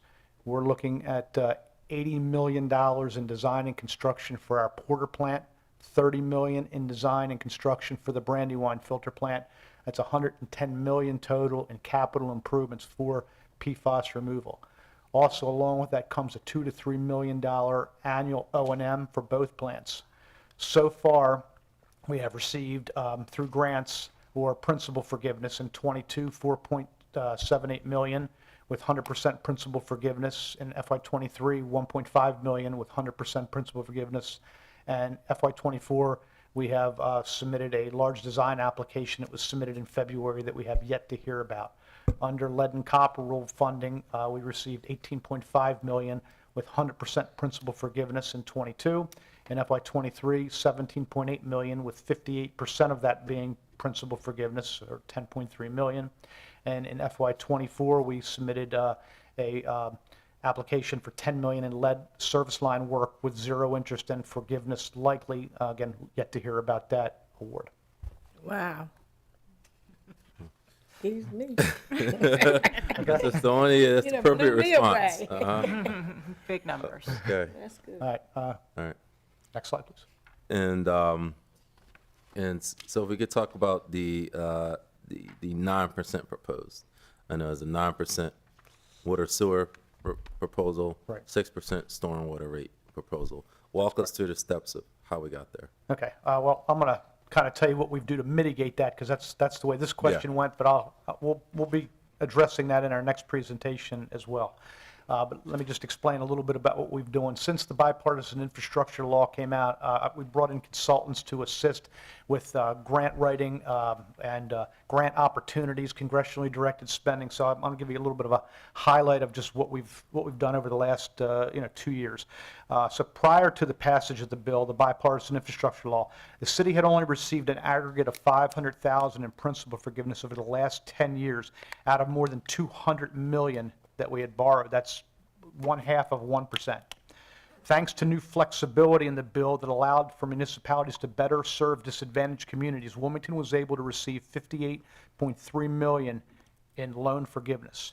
The funding the city received for Wilmington water infrastructure was a combination of lead service line removal, emerging contaminants for PFAS that I've already mentioned, and disadvantaged community and base funding for the 54.7 million request. Of the total, 42.6% or 73% of that was principal forgiveness. The wastewater infrastructure received disadvantaged community and base funding for 96.8 million requested. Of the total, 15.7 million was principal forgiveness or congressionally directed spending. Some of those projects were the 11th Street Pump Station, 2.9 million. That was from bipartisan infrastructure law. And Prices Front Interceptor and Rehab, we received 600,000 in principal forgiveness on that project through the bill. Overall, the total, 151 million requested, 58.3 was in loan forgiveness, or 39% of the total funds. Prior to the bill, again, as I mentioned, this was only 0.5%, so growth to 39% with grant and principal forgiveness is a tremendous win for our ratepayers. Go to the next slide, please. This slide here gives a breakdown of what we received in congressionally directed spending and the projects that this went towards. There was a South Wilmington Sewer Infrastructure Expansion, 4.8 million. Prices Front Interceptor and Rehab and CSO 4A, we received 3.06. South Wilmington Sewer Separation for B Street, 4 million, and South Wilmington Sewer Separation for C Street, 6 million. These were all essentially grants. Okay. If we could discuss, we're going to look internally now. Let's move back to that conversation. Can you discuss the vacancies within the water sewer department? Sure. This chart on your screen indicates the various position titles, the divisions that they are within, the date of vacancy, and whether or not they're fully funded by water or if they're split funded. 3 of them are split funded. We do work closely with our Human Resources Department to fill vacancies as quickly as possible that the Chief of Staff approves. Public Works averages approximately 25 to 30 vacancies on an ongoing basis due to employee turnover. We have experienced some difficulty in the current labor market attracting and retaining qualified staff due to available salary ranges and residency requirements. One applicant for the Forest Program Operations Supervisor turned down the position due to the residency requirement, and it is worth noting that she applied because of the administration's notice that there was no longer a residency requirement at the time. There were some questions about this during our general fund presentation, so we just wanted to bring that information to you. And temp employees are being used to perform some job functions of vacant positions where possible. All right. Hop into the next question. If you could discuss any position changes within your department. Sure. Next slide, please. We have one position that was split funded that OMB already touched on. It is a construction inspector position that was eliminated for FY25. Thank you very much, Deputy Commissioner. Move to question number 5, discussion regarding the wastewater treatment plant. Can you discuss the approximately $25 million budget and contracted maintenance account line? Sure. And next slide, please. Okay, so the contracted maintenance services line for our OMI, who is our vendor, Operations Management International, their contract for FY25 totals $23.71 million. It's a 20-year contract with OMI, as I had mentioned, with two 2-year extensions possible.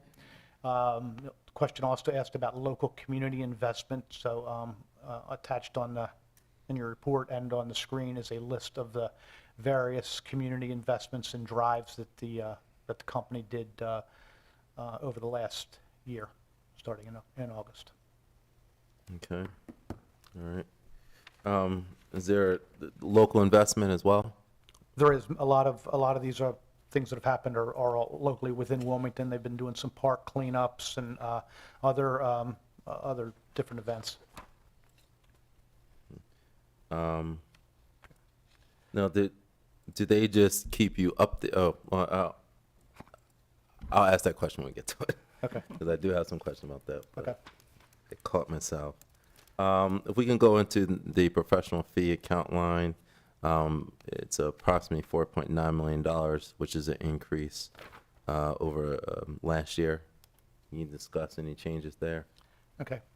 So the chart in front of you now, this is the consultants part of that.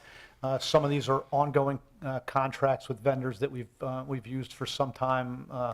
Some are yet to be determined. They're used for the various scope of services is listed there.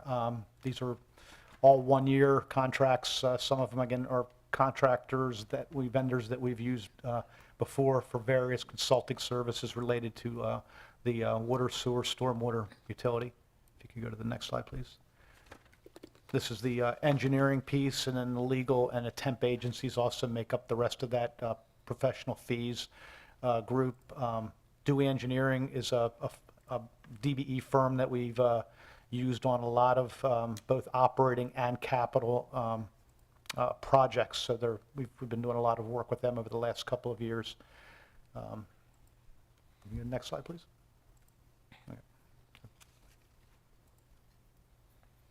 Okay. Now, do we have, I understand there's a repair account line for, this is a different contract maintenance account. This is approximately $11.1 million. It appears most are for repairs. Can you discuss any highlights in that account line? Certainly. Go to the next slide, please. And this is the second part of the question, DBEs, and also questions about large meters scheduled, main breaks, valve replacements, and sewer interceptors and inlets. If you could go to the next slide, please. So this is the list of the vendors that we are using under the contract maintenance character group. A lot of these are either for bid contracts to go out or maintenance agreements. This also includes the Newcastle County and asset management for the city-county building management and maintenance. Part of that comes through the water sewer fund. Scope of services amount are there. Next slide, please. Okay, and the balance of the question, we anticipate 240 large meter tests, 25 small meter, 25 large meter replacements, 1,000 small meter replacements. The water main breaks and the valve replacement work that are covered under the contracts in this line are emergency work. So those are not scheduled tasks. They are emergency response for breaks and leaks. And then last part of the question under sewer interceptors and inlets, we anticipate approximately 30,000 lineal feet of main being inspected and 2,700 inlets inspected in fiscal '25. Okay. All right. Can you discuss the petroleum account line, which is approximately $1.9 million? Certainly. So the petroleum and chemicals account line is made up of the following items: motor vehicle, fuel, and lubricants for 16,000. Bulk chemicals, which is the bulk of the line at 1.8 million, which are water treatment chemicals, and then laboratory supplies at 131K for various things like keen gas and parts for our analyzers and so forth. If you can go to the next slide, please. Okay, so our chemical usage is based on average production of 20 million gallons per day. The chemical usage is being continually optimized by our production staff, and it's based on demand. Main breaks and leaks that result in higher water production can require additional water treatment chemicals. Usage from water from Hoops Reservoir can require much higher levels of ferric chloride to coagulate. This also requires higher dosing of lime to balance pH. Heavy rain events, pollution discharge, or drought conditions can require the switch to Hoops water. Hoops water is the city's backup source to ensure continuous clean water. Our bulk chemical use is not linear. Water production is higher in the spring and summer periods and requires greater chemical usage during the warm months. And two of our most frequently used chemicals, ferric chloride and sodium hypochlorite, these have increased 93% and 44% respectively over the past 2 fiscal years. So this is one of the drivers of the last couple of years for chemical costs. Okay. All right, jumping to question 9, if we could discuss the miscellaneous materials and supply account line, which is approximately $1.2 million, which is an increase over the last fiscal year. This one's spread across 3 slides because this is a lot of these are our blanket POs and contracts for for various items used within our operations and in our water division. If you can go to the next slide, please. This is part 2. Again, our miscellaneous plumbing supplies contract is part of this, as well as our hydrant contract for replacement of hydrants. Next slide, please. Those are 2 of the bigger items in the line.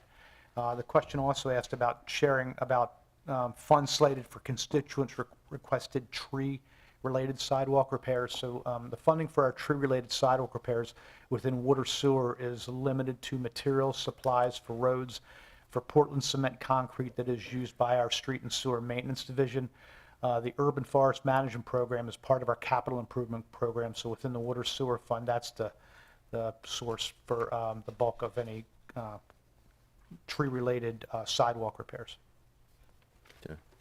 All right, I'm moving to question 10. If you can discuss the equipment and construction account line, which is approximately $1.3 million. All right, so under the equipment line, furniture, fixtures, office equipment, and other non-cap equipment make that up at $13K and $116K respectively. The items that we purchase through those lines are listed below each. Next slide, please. Also part of that is computer software. These are the licensing agreements for various computer programs that we use. Mainly our ESRI and CityWorks are the two largest ones. Next slide, please.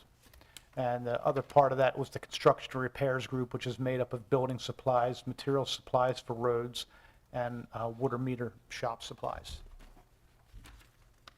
Excellent. I believe you have a org chart. Yes. If it's going to be spread across 6 pages, so we change this up a little bit and have each division broken down. This is the directors and the commissioners. Next slide, please. This is our operations division. Temps or vacant positions are also indicated therein. Next slide, please. This is the water division under Chriselle. Next slide, our administrative division, our engineering division, and our transportation division. All right, very well. Thank you very much, Deputy Commissioner. All right, we're going to dive right into questions. And actually, I have a question for Ms. O.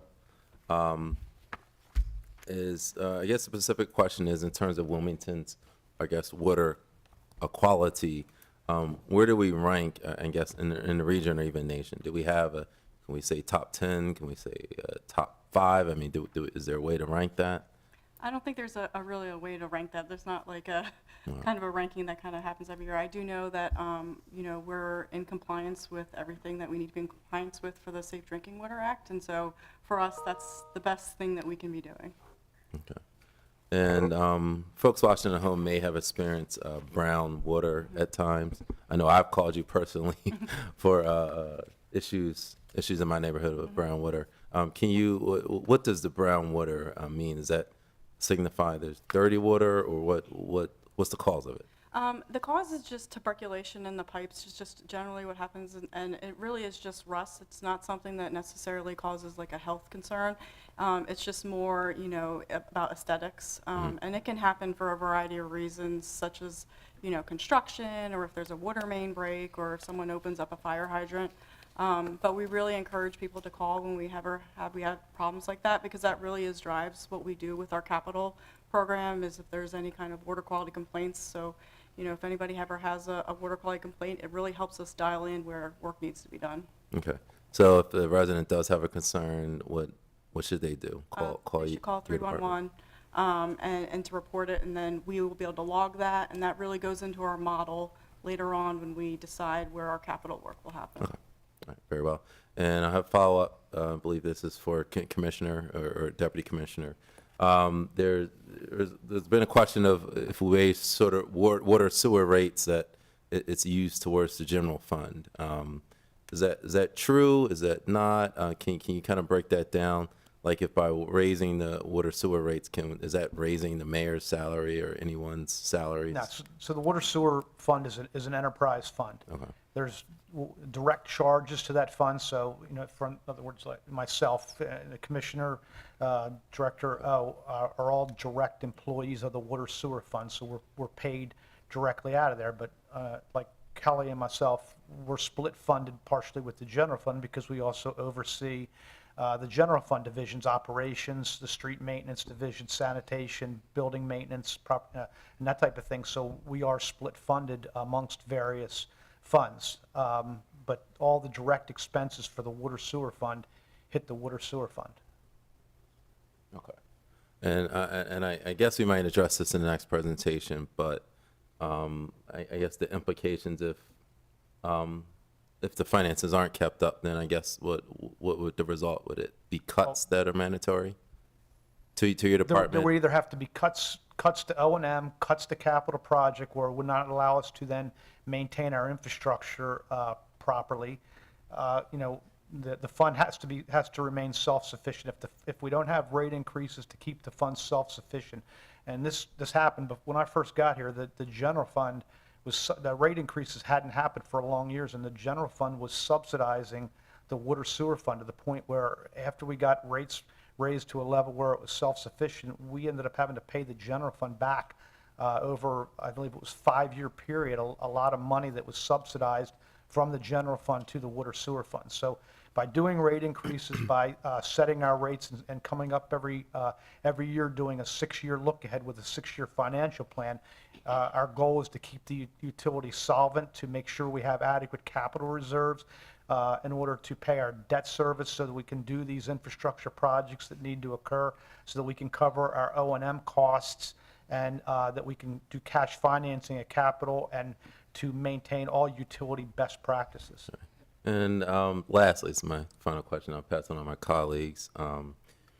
In terms of the bipartisan infrastructure requirements that just passed, I guess last week or 2 weeks ago, what is the? I noticed there's a funding gap, right? So looks like we don't have it paid for. So how are we going to get that paid for over the next 3 years? Now, is there going to be work with our folks down in DC to try to get that made up, or are we going to have to find the money somewhere? You're referring to like for lead and copper and PFAS? Yes. Specifically? Okay. Yes. So right, there, as part of the last round of budget funding, I believe there was $1 billion in there allocated nationwide for PFAS. And just knowing what we're going to have to spend in Wilmington for plants our size, that's not nearly enough. So we meet regularly with our state and federal delegation to talk about ways to do financing, be it through the SRF program that like we've been able to go through and capture funding for lead and copper removal to address that problem. This is something it's going to be a nationwide issue. And SRS is state. SR, the state revolving fund through the state. So it's EPA money that comes in through the state of Delaware through DENREC that they then loan for low interest loans and/or principal forgiveness. Okay. To add to that, the city also will be filing a claim in the 2 major lawsuits against DuPont and 3M. Both DuPont and 3M have settled. And there's a pool of money for everybody who has been impacted by PFAS. So we're going to make a claim under that class action. I don't expect that it will come close to what we need, but every little bit helps. Well, that brings me to another question. Is there implication of due to the spill in Baltimore, would that affect our drinking water at all? Our source water is the Brandywine Creek. Okay, so it wouldn't affect. All right. Very good. All right, Councilman Spadola. Thank you, Mr. Chair. Good evening, everybody. And Ms. Williams, from our brief conversation about the new PFAS regulation, is the city going to put in any effort into having the EPA take another look at that regulation or seeing if the benchmarks could be changed? Because it seems that even though technically we don't meet the benchmark, it's a de minimis amount that we don't reach it by, and there's zero effect on the overall health of the water, whether we meet it or not. So the rule is already in place by the EPA. We did submit a comment, but it's there. So there's not much they can do to change it now, other than, you know, basically giving us funding to make the changes that they're looking for. Yeah, so it's really, there's a funding gap. So they put in $1 billion for the utilities to try to comply with the rule, but $1 billion is not going to even come close to the national needs. It's going to be in the, you know, the $200 billion range. And, you know, more than 90% of the utilities out there are going to be non-compliant. So, you know, I'm hoping that the administration will come forward with maybe a longer plan, or there'll probably be lawsuits, you know, coming out of this as well and challenging the rule. All right. Very well. Yes, council member. I want to ask her, Commissioner Wills, when she went to Washington, I saw Lisa, Congressman Lisa, talking about, which I was talking about. Is a lot of this, seems to be a lot of this is just regulated from the federal government. I mean, I heard bits and pieces of it on TV late the other night, and I know that was a repeat from when y'all were there. So what is going on with this? I mean, what can you say something briefly about what is going on at the federal level that's affecting everybody, and a lot of this we have no control of? Right. So we've touched on the lead and copper rule. Right. That has been in place for a little while, but it actually hits our books on October of this year. And there'll be a lot of additional testing that's required. We're going to have to identify where the lead lines are in our system and then replace them if they're ours. And, you know, that's going to cost a tremendous amount of money. I mean, the most expensive thing you can do is rip up the road and, you know, tear out a piece of pipe. So that's one of the issues that's heading our way. The other issue is the PFAS that we just talked about. So the EPA on April 10th set a rule that limited the amount of PFAS that's allowed in the drinking water. Now, we've been testing and we are out of compliance, but by a very minimal amount in comparison to a lot of other utilities.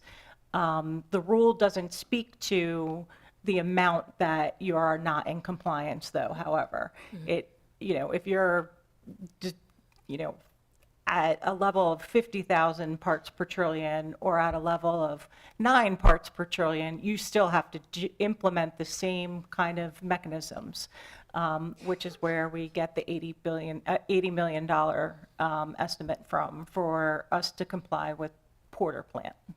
Thank you.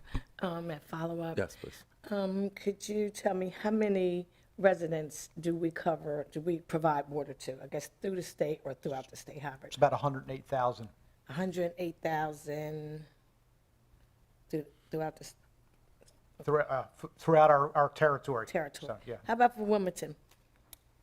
It's everybody within the city of That's Wilmington. the whole So it's thing, approximately 71,000 people. Yeah, okay. Yeah. But we provide water for 180,000. 108.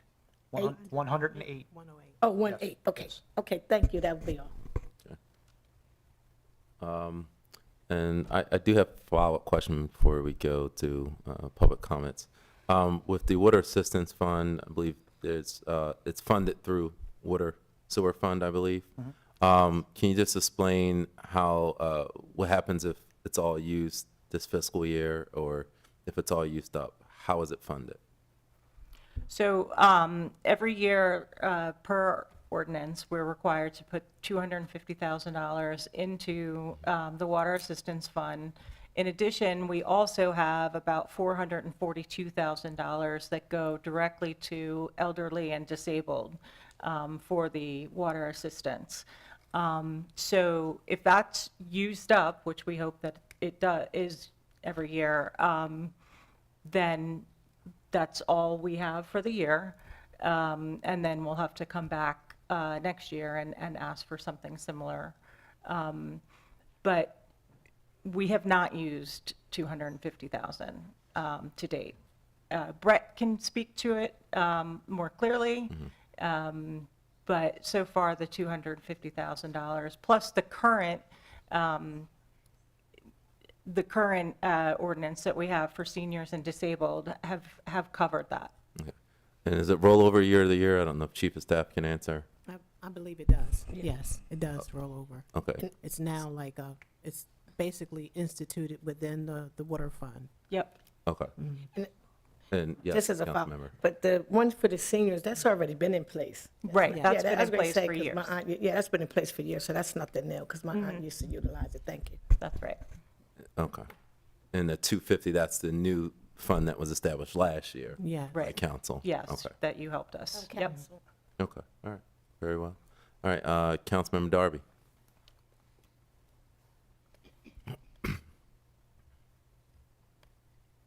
Hello. I was getting off mute. What I have a question just going back a few. I thought we were waiting to the end, but can you ask? I would like to ask about the total amount of the indirect costs in the water sewer fund budget, and how do you calculate how much money goes to the indirect costs? How is that calculated? It's probably a question for OMB. So we'll cover that in the second part of our presentation when we talk about our 6-year rate study. Okay. You but- said that's a question for OMB? That's what you said? I say they probably could answer that better than Kelly answering it. Yeah, That's correct, right. Whoever can answer it best. There's an indirect cost plan, and it was developed by Black and Veatch a number of years ago, doing survey studies about all the supporting services that are in the general fund that help the water sewer fund. For instance, if we were a standalone utility, we would need a finance director, we would need accountants, we would need lawyers, we would need procurement people. So, and we would need an auditor, and we would need an HR department, and possibly even, other things that are supported by the general fund. But because we have those people in place with the city, they're able to take advantage of that by only charging a small part of what they share their time to do those water sewer fund activities. That is the indirect cost plan. It's basically just putting in the budgets for those particular areas that support the water fund at the percentages that were developed in the model. Very Can well. I follow up? Yes. You follow up. Yeah, my question, I think another council person had asked, but I was confused about the 108 customers, but that's everyone that we serve in our territory. I was wondering if there's a breakdown for each category, like residents versus commercial, inside, outside the city, if there's a breakdown somewhere to understand the numbers. Yeah, there is. It's broken down by customer class and inside, outside city. So residential, apartment, commercial, industrial, both inside and outside. The finance Yeah, and that's where, department. I'm sorry. That resides in our customer information system, our billing system. Oh, so how can I see that as the public or? Finance will have to It's cover public, yeah. The finance department can run a report by customer by charge Oh, class. okay. Yeah. All right, no, thank you. Very well. Any other questions from members on Zoom? All right. I'm seeing none. I'll open the floor for public comment. Okay. All right. Seeing none, turn it back to council for any final comments or questions. All right. All right. Seeing none, I appreciate, as always, being very thorough. Thank you very much, Deputy Commissioner, of course, Ms. O. Pleasure as always. Again, any follow-up information? I know we covered a lot. Can you please provide it to Ms. Bass Knight as always, so we can post it on our City Council website. This time, I request that we take a 10-minute break. We'll begin at 7:15. Thank you. Right.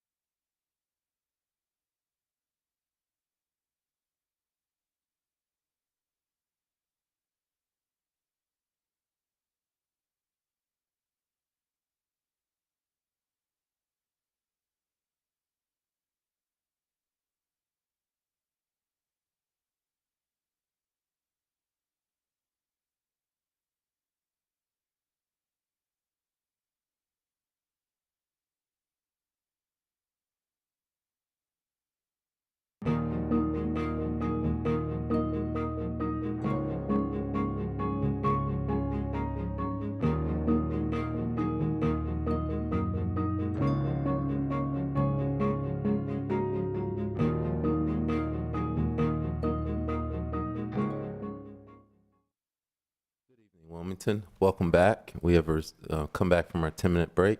This time I will call to order the Finance Committee hearing for the 6-year financial plan for the Water Sewer Fund. I'd like to first start by recognizing members of the Finance Committee here in attendance. Vice Chair Harley, 4th District. Present. Councilmember Oliver, Present. 3rd District. Present. Councilmember Bracy at large. Present. Councilmember Field, is he? Okay. Councilmember Spadola at large. Present. Council President Congo. Here. All right. I'd like to recognize the members on Zoom. I have Councilmember Mills, Present. Councilmember Cabrera.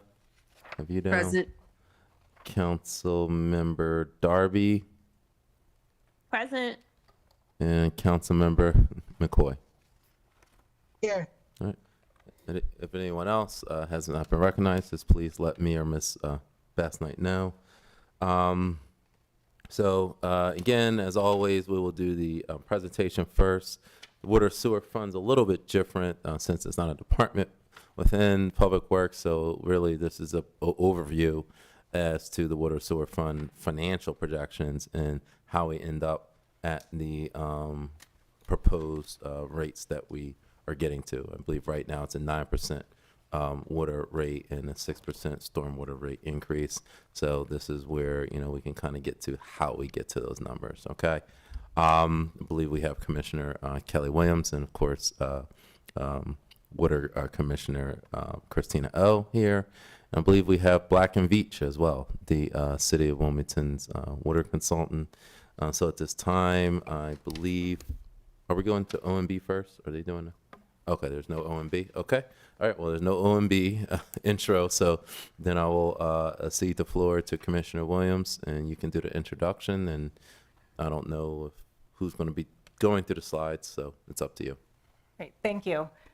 Good evening, Chairperson Johnson, esteemed council members. I appreciate you listening to us tonight. We will be presenting our 6-year financial plan. I did want to start off by just reminding everybody that the financial plan was endorsed and presented to the UCAB, who then voted and approved the 9% water increase, 6% stormwater increase. All the council members should have received a letter dated March 19th, 2024. I just wanted everybody to remember that there's another party out there rather than just the Department of Public Works and Black and Veatch, but the UCAB, the Utility Citizens Advisory Board, has taken a large role in determining these rates and making the recommendation that you all received on March 19th. So I just wanted to start off by saying that. But thank you for having us. Again, my name's Kelly Williams. I'm the Commissioner of Public Works. Christine O. She is the Water Division Director, and with me is Prabha Kumar from Black and Veatch, as well as Rupa Jha from Black and Veatch as well. Black and Veatch has been doing our 6-year financial plan since, I think, 2006. So they'll be helping us with the slides and presentation today. Very well. First slide. So what we'll be talking about is the Water Sewer Enterprise Fund in general. We'll be talking about the rate increase drivers. We'll go over our actual 6-year financial plan and strategies. And then lastly, we'll be talking about the value of water. Next slide. Next slide. So this slide is an overview of our general, our water sewer fund in general. On the left side of the bar in the middle, you'll see that there's the utility operating revenues. That's how we receive our revenues. Retail water, sewer retail water, stormwater, and then the Newcastle County wholesale wastewater treatment. In addition to that, we have how we get our funding sources. We get grants, we do general obligation bond proceeds, and we use the state revolving fund loans. On the other side of the bar of the utility costs, that is our basic, our budget down to its bones, right? So there's operational and maintenance costs. Then there's operation and maintenance support services costs. Then we have capital funds and the debt service for those capital funds. Then our budget has an O&M reserve, which is created by city ordinance, and then a rate stabilization reserve, RSR, which helps us balance the rates over many years. But this is it. There's nothing more to our budget than what's on this sheet of paper. Next slide. So the Water Sewer Fund Operation and Maintenance Group has direct service. So those are the people who are involved with sewer collection, sewer pumping. Department 231 is the stormwater, the water system or wastewater treatment, and then from the finance department, Department 150 and 130, so finance and audit. But these are all of the direct services that support the water utility. Next slide. This is a slide that demonstrates the key support services. So while they don't provide direct services to the water utility, they support the water utility. That includes the IT group, human resources, finance, public works general fund, the law department, mayor's office, city council, audit, and treasurer's office. So the water sewer fund needs support from these other departments in order to operate as a utility. Without having these support services come from the city of Wilmington, the utility itself would have had to duplicate most, if not all, of these support services if it were its own utility completely separated from the city of Wilmington. Next slide. So this slide shows what obligations the Water Sewer Enterprise Fund. And our goal is to adopt industry financial best practices to build financial resilience for the long term and deliver safe and cost-effective water, sewer, and stormwater services. So if you look at the pie, if you will, the fund must be fully supported by user fees. There has to be a nexus between the charges and the costs. The fund looks to have revenue stability. The fund needs to have adequate reserves. It has to be self-sufficient, and specifically, the monies in the fund are dedicated specifically just for the utility. Next slide. So in our next topic, we'll be talking about rate increase drivers. Prabha? Thank you, Commissioner Kelly. Good evening, Chairman Johnson and esteemed council members. I am Prabha Kumar from Black & Veatch. So in this section, we want to talk a little bit about when we come here in front of you with a rate increase for fiscal year 2025 and also the 6-year plan that we're going to be presenting. The question always is, why? Why are you here? Why are you asking for these increases? So in this section, we want to really touch on really trying to be very succinct and saying, okay, what are the primary drivers that really drive the need for these kinds of annual rate increases? Before we dive into the Wilmington specific aspects of the increases, it would help us all to take a look in what is actually happening in the sector. You heard a lot during the budget presentation, some of these costs and these increases are not just unique to Wilmington, and that's something we want to discuss here. So when you look at the water sector, and especially at the moment where we are, it's almost like an inflection point as to where we are. First, when you look at the operating costs, what is really happening in the water sector industry? What is happening really is that there are multiple studies that happen, and so here are a couple of sources we have really cited. This is from the journal American Water Works Association, AWWA, which is a very recent article, and also by Water Finance and Management, which is also a very reputed journal. And they all do their own independent kind of analysis and research, and they publish their outlook. So the outlook really is that we have entered a new norm in terms of the operating costs especially. So we always talk about pre-COVID pandemic and now where we are as the pandemic is kind of receding.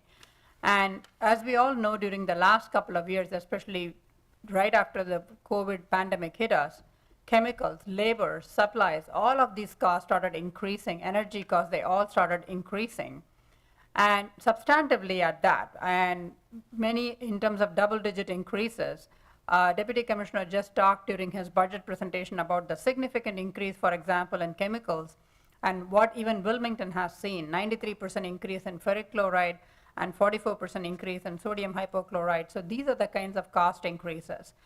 What the water outlook is projecting is that these costs are not going to go back to pre-COVID level. So they are going to kind of be at the new norm, and therefore, while the costs are not going to decrease to the pre-COVID level, what they are projecting is going in the out years, starting from 25 and 26 onwards, it will start stabilizing, but it will stabilize from where we are today. So while you won't have significant double-digit increases in 26, 27, 28 is what they're projecting, the cost, that significant increase that we already saw, that's not going to decrease to pre-COVID level. So that's an important thing to understand, because everything that we are here, whatever costs we are facing right now, we are projecting off of those costs. And coming on to the capital program, when you look at the capital program spending, so that's the second part of the equation really. This was a very important finding from Bluefield Research. They are very reputed in doing research on various aspects of water, sewer, energy sector. And so what they actually did, they looked at more than 750 capital improvement programs of water, sewer utilities. They looked at the budget of those utilities nationwide. And then they published this chart that you're actually seeing as to where are the utilities budgeting, where are their needs, where are they going to be spending the money between 2023 and 2031. Why is this important? This is important because then this gives us a framework relative to where is Wilmington's CIP and what you're all going to see in the Wilmington CIP. If you look in the chart, really the highest segment where infrastructure investments are needed are pipes. Pipes that carry water, drinking water, pipes that carry wastewater away. So it's all in the pipes. And it's almost evenly distributed between water and wastewater in terms of the level of spending.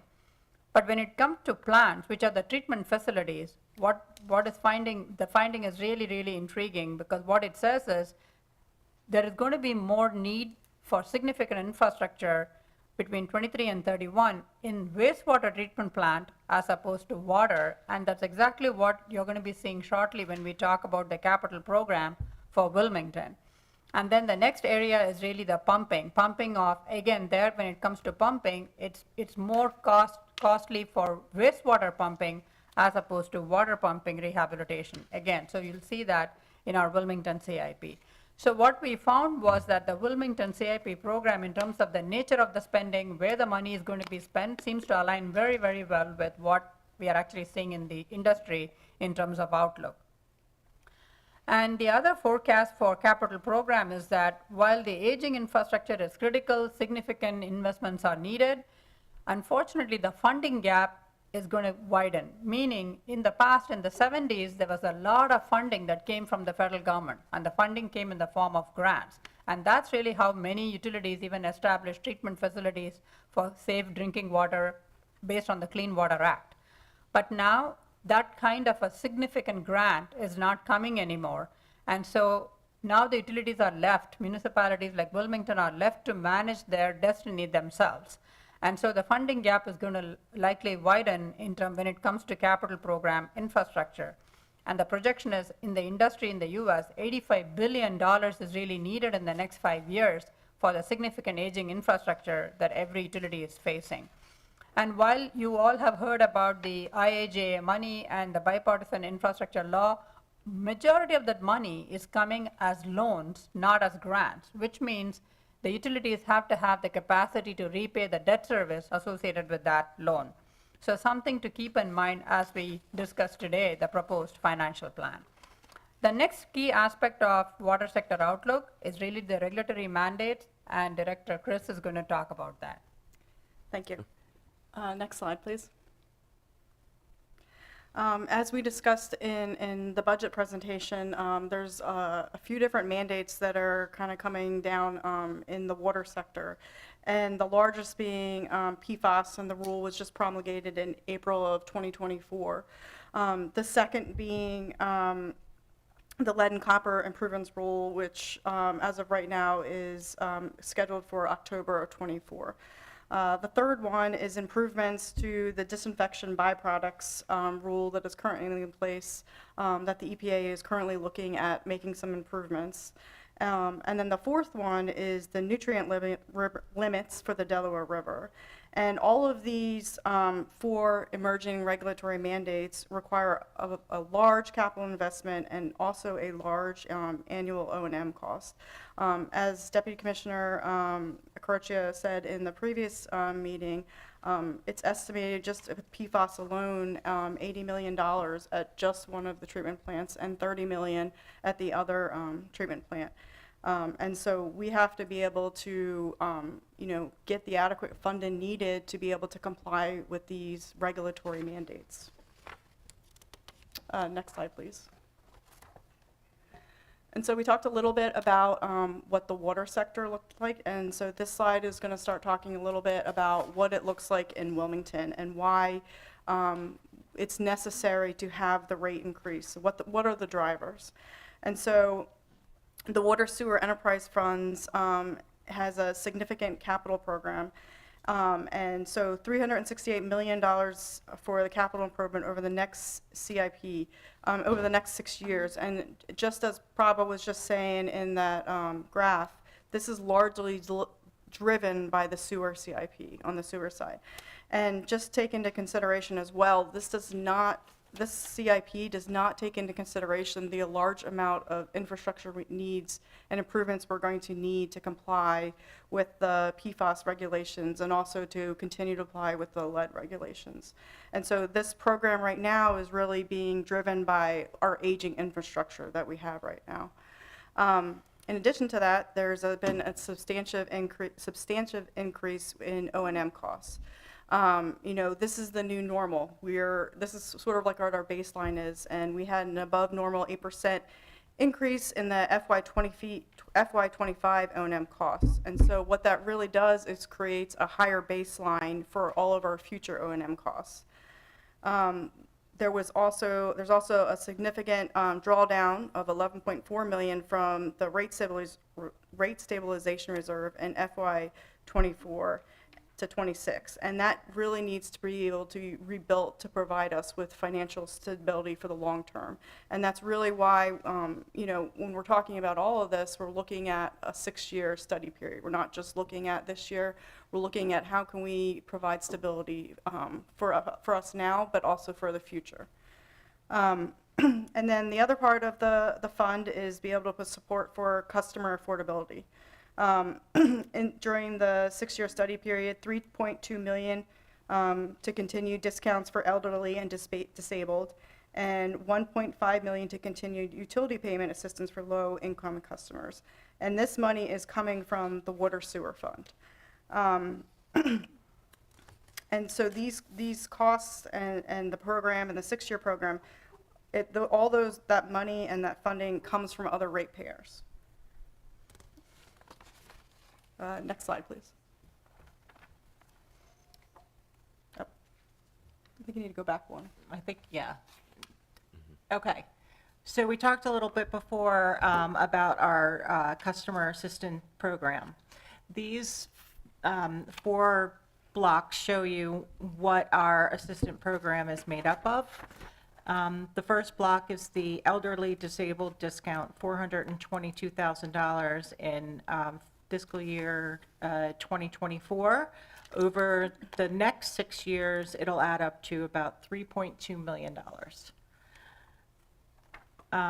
The blue block talks about the specific assistance program that was codified and presented in an ordinance that requires us to put $250,000 aside annually, and over 6 years, that adds up to $1.5 million. The light blue block is really the financial department and addressing any sort of hardship that comes to light. So we engage in flexible payment agreements. Currently, we have 1,015 active agreements, and the current delinquency balance is $1.4 million. In the brown box, this is really what happened during COVID, is that there was a specific delinquency relief assistance. LIWHAP, L-I-W-H-A-P, serviced about 250 customers for a total of, and the UAP program, they add up to about $1.85 million. Now that happened just during COVID. However, I've met with some congressional delegations, including Lisa Blunt Rochester, and she is specifically lobbying for LIWHAP to be a permanent establishment from the federal government for future years. However, and fingers crossed that she gets that across the line. Next slide. So this slide is an overview of our capital improvement program for the study period from FY25 to FY2023. The total CIP for the utility is $368 million, with 126 coming from water, 230 coming from sewer, and about $11 million coming from stormwater. And it's important to note that this total CIP is a large increase from what was projected from the last study period. So in the last rate study period, 25 to 29, 186 million was projected for the CIP. In the current rate study, it's an increase of over $107 million. And so the reason that this is important to note of how much this has increased is that the city has been very aggressively leveraging grants, principal forgiveness, and congressionally directed spending. Without these, the city would not be able to engage in this level of aging infrastructure rehabilitation. So you can see in the green that the city has leveraged over $70 million in grants, $42 million in principal forgiveness, and $10 million in congressionally directed spending. The rest of the program is funded through GEO bonds, SRF loans, WIFIA loans, and cash.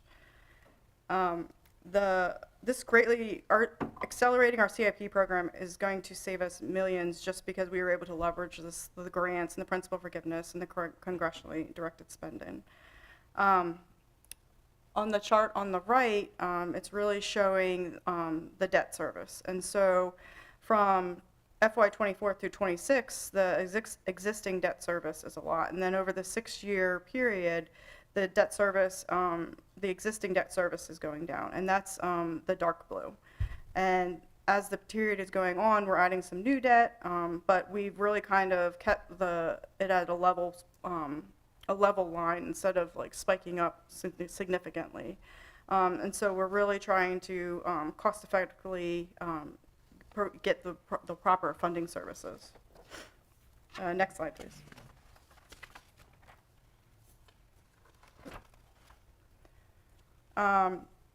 This slide is, the pictures in this slide are a demonstration of some of the water mains that we're removing from the distribution system and replacing. It's also an overhead view of our Porter treatment plant, and then also it's a picture of one of the tanks that we actually painted this year. And so what really is being funded is water treatment and distribution improvements. And so we need to be able to provide a reliable water supply to our retail customers, but then also be able to supply Artesian and Veolia as well as needed. You know, most of our facilities were built prior to 1965, and that really speaks to what our aging infrastructure is. They really require major rehabilitation and replacement. The projected CIP over the 6 years is $125 million. And you know, in addition to that, we also need to prepare our treatment plants and our distribution systems to comply with the PFAS and lead and copper rules, so promulgated by the EPA. Next slide, please. This slide is some pictures of some ongoing and completed projects at the treatment plants, such as digester roof replacement, primary clarifier rehab, chlorine tank replacement, and 11th Street force main metering.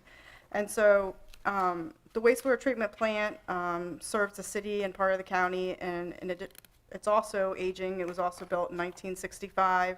It needs significant structural, mechanical, electrical, and other infrastructure rehabilitation. The projected CIP over the next 10 years is $150 million. And they also are going to have additional improvements to comply with PFAS and nutrient limit rules.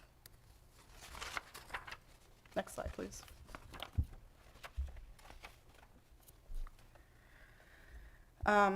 This slide speaks to our operations and maintenance costs. As we discussed in the budget, there are, for FY25, some substantial O&M increases. $1 million is coming from the water system, $1.5 million from the wastewater, 1.2 from support services, and 220,000 for a new CIS billing system. And so these are what's really driving the rate increases. And as you can see on the right, how the split is between the O&M costs between sewer, water, and stormwater. Next slide, please.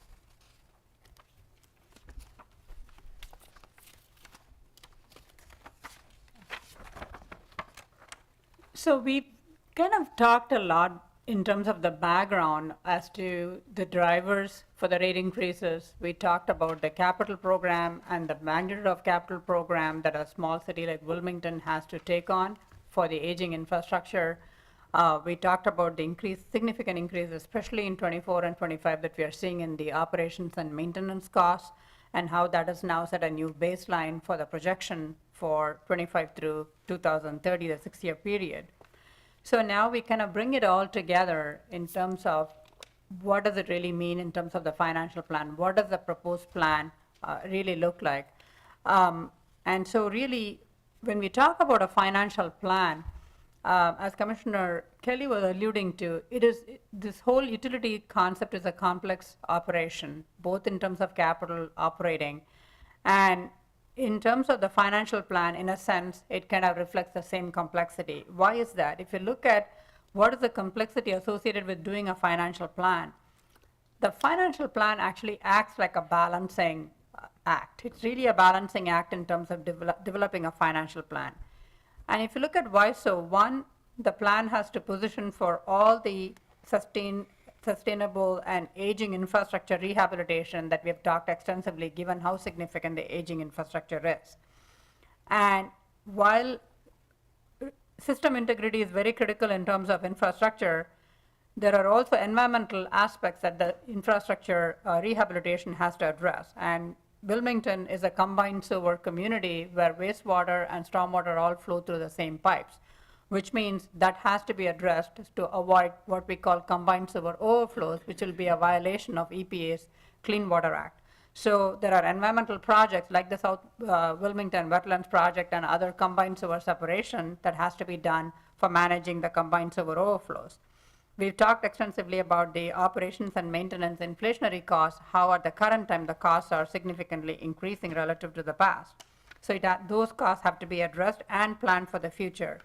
And we talked about the importance of reserves. Wilmington, as Commissioner Kelly explained, is a self-sufficient enterprise fund, which means when there is a catastrophe, when there is a need, it's not like the utility can just go and get money from someplace else. And it's not a good practice to borrow from the general fund.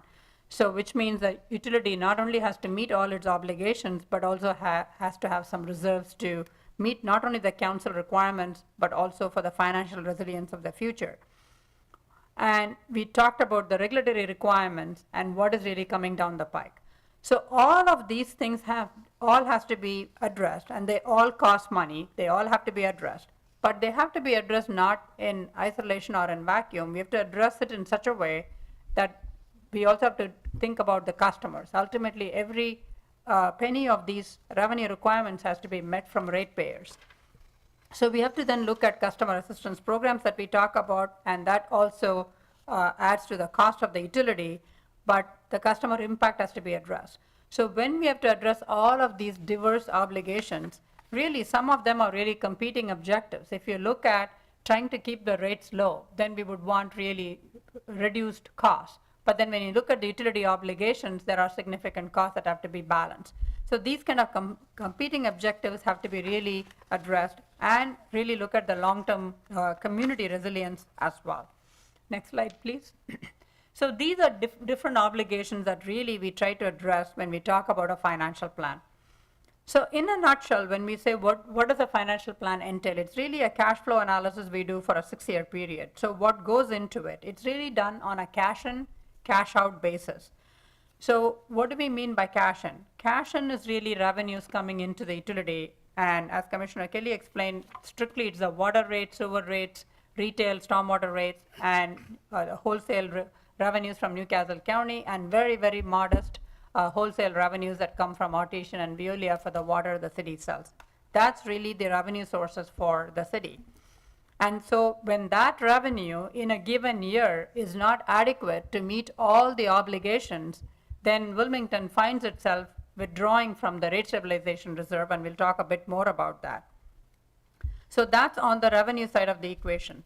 That revenue now, including withdrawal from the rate stabilization reserve whenever feasible, has to then support all the cash out, which is the revenue requirements. And that consists of the operations and maintenance requirements we talked about, the debt service associated with the capital program, some modest, very minimal cash financing of capital program to build equity, and then the O&M reserve requirement, by city ordinance, it's about 17% of the following year's O&M budget has to be maintained as a reserve requirement. And building a rate stabilization reserve for future resilience. So all of these are revenue requirements that all has to be met by the revenue sources. So then when you put the two together, then what we really understand is what's the funding gap, what's the revenue adjustment gap. And that gap then is really what we try to fulfill by what we call the rate increases, the 9% increase we discussed for the water sewer and the 6% proposed for the stormwater. Again, we don't take a 1-year look, we take a 6-year look, which we'll talk about. And when you do this balancing act of the revenues and the revenue requirements, and finally what we are left with after the end of the cash flow analysis is to maintain the O&M reserve balance and have a very modest rate stabilization reserve balance after meeting all the obligations. So when we look at, next slide please. So when we look at the balances, when we do the financial plan, the first thing we also look at is not only what the revenues are going to be under the existing rates, but we also look at what balances does the enterprise fund already have, and how can we leverage those balances in a meaningful way. So for when we started the 2025 through 2030 analysis, we first looked at what is the really beginning balance. So in 2024, the beginning balance we had at the beginning of fiscal 24 was 12.7 million in the capital fund, which we are going to be fully utilizing for the capital projects during the study period. We have we have a reserve balance of about 11.8. So at the beginning of at the end of 2023, there was actually 15.5 million. But by the time we come to the end of 2024, we're really going to have about substantively less than the 15.5, which we will talk about. In the O&M reserve, we have about 11.8 million. That equates to the 17% that is required by council ordinance. So that's not a reserve balance that you can just simply draw from. We have to maintain that reserve balance at that 17% level. So these are really the three cash balances that we are really starting with. So how are we then using them? If you go to the next slide, please. So really, first of all, we carefully look at these fund balances, and then we leverage whatever fund balances we can. So the capital fund balance that we talked about, we are fully leveraging it during the study period, specifically for capital project financing. And then the operating reserve, we are keeping the operating reserve and then building on it for the incremental needs. And then the rate stabilization reserve is something we are prudently using as needed to withdraw, and we'll talk a little more about it. So what we are really doing in the study period, we start the study period with 15.5 million in the rate stabilization reserve at the beginning of fiscal year 24. But unfortunately, the 2024 revenues that we are going to be getting, which we are going to complete 2024 in a few months, that revenue is not adequate to meet all the obligations of 2024, even though in 2024 we had something like a 5.5% rate increase. So therefore, to fill that gap, we are going to be actually withdrawing in 2024 about $4 million in 2024 from the rate stabilization reserve. And that concept of withdrawing from the rate stabilization reserve, we have to continue in 25 and even in 26. And the reason we have to, so really if you look at 24, 25, 26, literally during those 3 years, out of the 15.5 million, we are withdrawing 11.4 million. That's a substantive withdrawal that this proposed plan actually contemplates. Is that the best approach? Not a most ideal approach, but something that is very pragmatic and needed. Why? Because only with this withdrawal, we are able to even keep the rate increases at 9% for water in 2025 and 6% for stormwater in 2025. But without this withdrawal, those increases would have to be even much higher. So that's really what we are doing, withdrawing heavily during 24, 25, 26. And when we withdraw 11.4 million out of the 15.5 million, and you're depleting the rate stabilization reserve, we then have the obligation to gradually build it back up before the end of the study period, so that we are still leaving the utility in a much more healthy, fiscally responsible situation. Going to the next slide, we'll look at how does it all work out in terms of the actual numbers. So in 2025, we are proposing a 9% increase for water sewer and a 6% increase for stormwater. If those increases are approved, then we are looking at a total revenue. If you look in the 2025 column, we are then with those increases approved, then we are looking at a revenue of $98.6 million. That's only if there is a 9% increase in water sewer and a 6% increase in stormwater. Now, what are we going to use that $98.6 million for? $74.5 million has to be spent for our O&M expenditures. $24 million is the debt service. Most of the $24 million is actually existing debt service that the city has already incurred, and therefore the city is obligated to pay that debt service. And then a very small, modest amount of $5.5 million for cash financing of capital. Once we pay all of those things from the $98.6 million, that really leaves the city with a substantively less money. But then there is also a 12.8 beginning balance that we take into account. Even when we take the 12.8 million beginning balance into account, we are finding that we still have to withdraw 5.9 million, nearly 6 million we have to withdraw in 2025. And the reason we have to withdraw that, without that 6 million withdrawal from the rate stabilization reserve, we cannot keep the rate increases at 9% and 6%. So when we do all of this, finally at the end of fiscal 25, we are projecting an end of year balance of 13.2 million. And that 13.2 million is really needed to maintain that 17% O&M reserve that is required by council ordinance. So we will have the 13.2 at the end of the fiscal year in 2025. And then we'll have only 6.2 million in the rate stabilization reserve because we are withdrawing money both in 24 and in 25.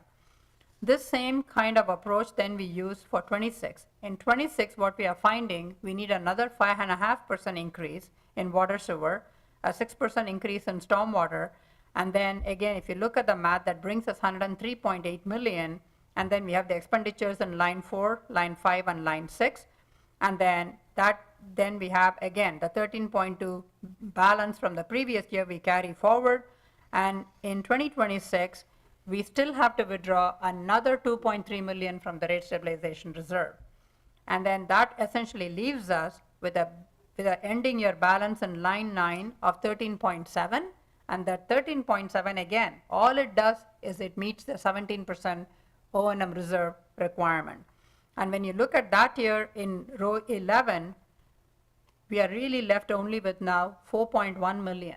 Again, we started at the end of fiscal 23 with 15.5 rate stabilization. By the time we come to 2026, we are drawing it down to 4.1 million. And again, while that looks like a drastic withdrawal, the reason we are still proposing that kind of a pragmatic approach is, again, to keep the rate increases at a reasonable, modest levels so that there can be community resilience for the long term, taking into account that it does put a rate burden on our customers. So then you follow the same projection period for 27, 28, 29.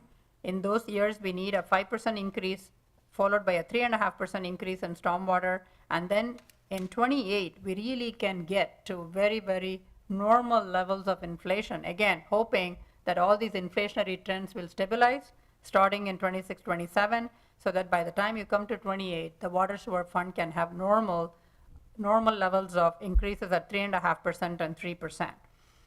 And the key to remember here, this is a roadmap for 6 years. So if we only take a 1-year look and then really ignore the 26 through 2030, then that would again put the utility in really a very difficult situation financially. So really, the only way you can get to a 3.5%, 3% in the out years is by having these 9%, 5.5%, and 5% in the initial years of 25, 26, and 27. Next slide, please.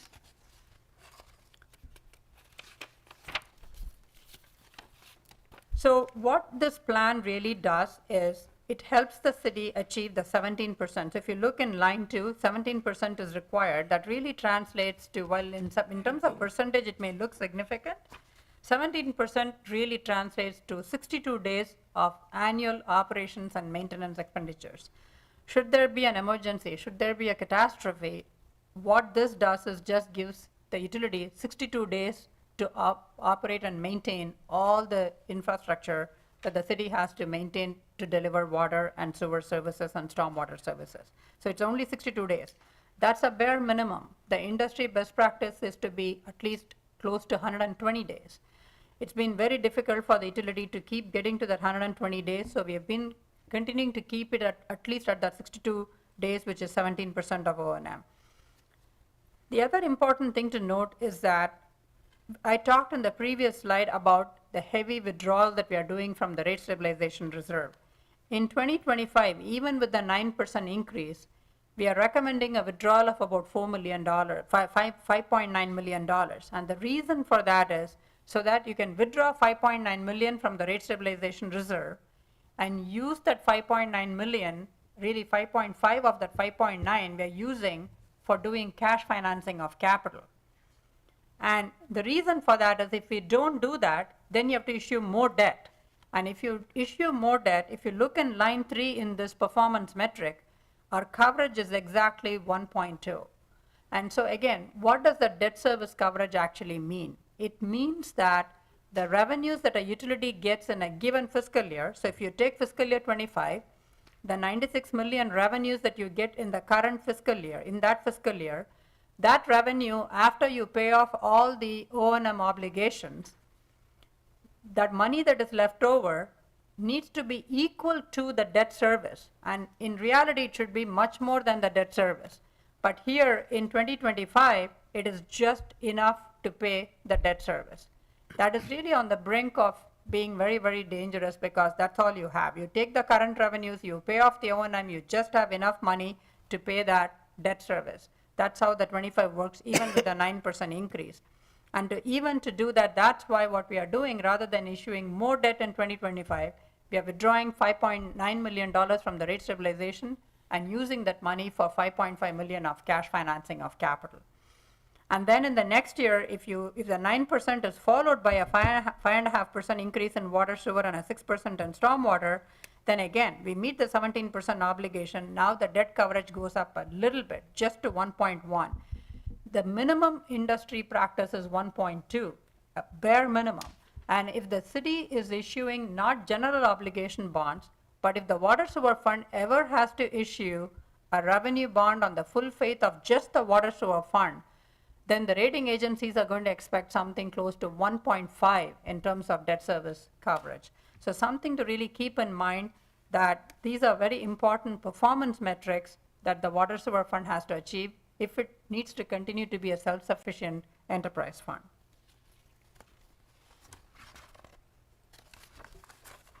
So we kind of talked about the proposed financial plan. So the one thing that we want to again reiterate is that we are starting with the rate stabilization reserve of 15.5 million. By the time you come to the end of financial planning period, we bring it down to 4 million, but slowly bring it back up to 8 million. That's what the proposed plan actually showed in the table that we showed. So now let's talk a little bit about what does this mean in terms of the actual bill impact for customers. I'm going to have my colleague Rupa Jha come and talk about that.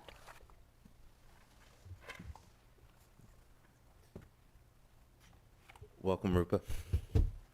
Thank you, Chair Johnson. Good evening, esteemed council members. So I'm going to close out our presentation. Next slide. Next slide, please. So in this section, we are going to talked about rate increases and what value we provide to the customers for the amount of monthly water, sewer, and stormwater fees that are charged to the customers. So next slide, please. So this slide presents the typical monthly bill for a residential customer who uses about 4,000 gallons of water per month, has a small meter, a 5/8" meter. And what we can see here is that the difference between the existing fiscal year 2024 charges and the proposed 2025 9% rate increases for water sewer and 6% for stormwater, the monthly bill for an inside city customer goes up by about $6. The proposed monthly bill is about $74.24 for inside city customers, and for outside city customers it's roughly $89. However, if we look at this bill in comparison to the average monthly bill of 50 large metropolitan cities, we can see on the right the typical water bill is about $50 and a typical wastewater bill is about $71, which is almost $120 monthly bill. And it is important to point out that although Wilmington is not technically a large metropolitan city, but it is in the sense that a lot of people, the infrastructure is similar. It's an aging infrastructure. It's an older city, similar to the large metropolitan cities. And we do have a lot of surrounding states like Pennsylvania and Maryland that come into Wilmington for work, for shopping, etc. So it's a good comparison point to see that water rates in Wilmington are still much lower compared to than on a national level. Next slide, please. So closer to home, when we look at the regional utilities, again, when we compare the inside city Wilmington total water, sewer, and stormwater bill with the Philadelphia, Baltimore, and some of the more closer to home, Newark, Delaware, we are still seeing that Wilmington is on the lower end of the spectrum. And it goes back to the point that Commissioner Williams and Director O were making, the cost effectiveness of the O&M. We are trying to get efficiency in O&M, and also on the funding side, get low interest loans, get principal forgiveness. So the utility has been very, very conscientious about making sure that the cost of funding is low so that the customers aren't impacted much. Next slide, please. Next slide, please. So Ms. Kumar earlier talked about how each dollar that the customer pays for the water, sewer, and stormwater is spent. And this kind of provides a good example of more than 2/3 of that $1 that the customer pays goes towards operations and maintenance costs. And those are the costs of employees, the hardworking employees of the water sewer fund who show up, 24/7, and their personnel costs, the chemicals cost, the electricity costs that are needed to run these treatment plants and pump the water into the distribution system. So the bulk of that, more than 2/3 or 67 cents, just goes in running the operations. That's it. Just making sure the water gets delivered and the sewage gets collected and it's treated. The next biggest component, of course, is the infrastructure cost, the debt service. And this includes both the debt, the capital programs that have already happened, and the debt service that needs to be paid. It's an obligation on the city. And of course, the future debt service that is coming. Then we have a little bit, about 5 cents on the dollar is for the cash finance portion. Yes. Can you hear me? Yes, I can hear you, babe. Okay. WI10, if you could mute and council members. Okay. All right, thank you. Yes. So 5 cents on the dollar, as we can see, Ms. Kumar mentioned earlier, the cost of equity. So we can't do all of the capital program through debt. We also, as a well-managed utility, are trying to get to a higher level of cash financed capital so we can build some equity into the system. And then last but not the least, the utility has to have some reserves. We have to have rainy day funds so that we can deal with those emergencies when they come. And of course, in years, like we weathered the COVID pandemic fairly well, we want to provide some stability in the rates so that rates are not volatile, not going up and down. So the rate stabilization reserve helps with that. So the O&M reserve and the RSR make up that 6 cents on the dollar. The next slide, please. So bringing it all back together, the value of water and this costs on this slide show the cost for typical utilities that a household uses, electric, gas. These are necessities of life these days. A cell phone, everybody has minimum of 2 lines. But what we wanted to highlight is on the rightmost side, we have the water, sewer, and stormwater, which provides public safety, fire protection, stormwater collection, flooding mitigation, all those. And of course, the drinking water, the showering, the dishwashing, all those are provided at one of the lowest cost utilities for the city of Wilmington customers. A gallon of very high quality, Ms. O mentioned that we are all in compliance with all of the rules of EPA. So a gallon of high quality tap water is just 1 cent. And if we go and buy that gallon of bottled water, which is $1.50, that's 150 times cost of Wilmington tap water. The daily cost of disposing of wastewater and high quality drinking water for a household is about $2.40. So again, water sewer is a very essential life utility, but it's still on the lower end of the customer's cost, what they pay for other utilities. Next slide, please. So bringing it together, as Ms. Kumar mentioned and Commissioner Williams mentioned, the 6-year financial plan is the roadmap for the water sewer fund. And what it tells the fund is how do we manage our revenues, so the rate increases, revenue adjustments, make sure that the revenues are coming in at the right time, the cash flow is coming in, and then the costs, doing O&M maintenance, looking at everything every year, O&M costs, where to cut costs, you know, which funding sources to leverage so that the debt service doesn't go up too much, debt service doesn't spike up too much. And then using those revenues and costs to continuously maintain, rehabilitate, and replace the infrastructure to provide essentially safety to the public and reliable water sources, which is essential for living and life.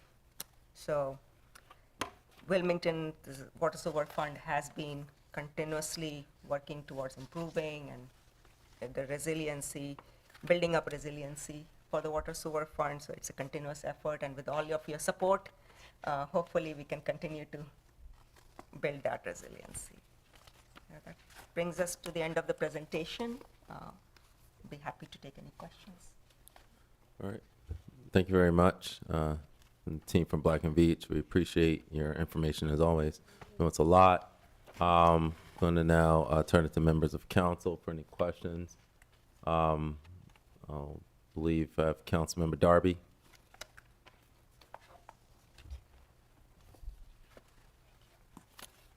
Yes, I'm here. I was getting off of mute. I had a question, kind of going back, I don't know what slide it was, but it was about, is it Viola and Artisan? I don't know if I'm saying it right. Viola? Veolia. Veolia, okay. Yep. How does the city water supply, how is it provided to those two places? The city has interconnections between the different utilities, and a lot of that actually is to provide resiliency and continued production for water. So like, for instance, if Veolia had some sort of maintenance thing or something like that, and they needed to purchase water from us, we're able to provide it for them. There's certain interconnections that are open at all times, but a lot of it is just to provide resiliency, so that if, you know, a utility such as Veolia or Artesian needed to purchase water from us, they were able to. Okay, no, that just helps me kind of just understand that part. I have one more question if I can follow up. Yes, please. So I had a question about delinquent accounts for the city last year in a percentage compared to total customers. Do you have that information about the delinquent accounts? We do not. That would be the finance department. However, Brett is in the room. If you have a specific question, we might need to follow up and get particulars if the question's too detailed. Okay. Director Taylor, is there any insight, or is that something you'll need to follow up on? Well, I'll get more precise information. However, I know that delinquent accounts on the residential side, we've got about 36,000 accounts in general, and we run about 4,500 residential accounts that are behind on their water bill. So we're talking about a little over 10%, 10 to 15%. Okay. All right. And you'll Thank follow you. up with the more precise data? Yeah. Okay. All right, thank you. Is there any other follow-up, council member? No, I'm good. Thank you. Okay. All right, very well. Councilman Spadola. Thank you, Mr. Chair. Could WITN bring up slide 23 on the screen?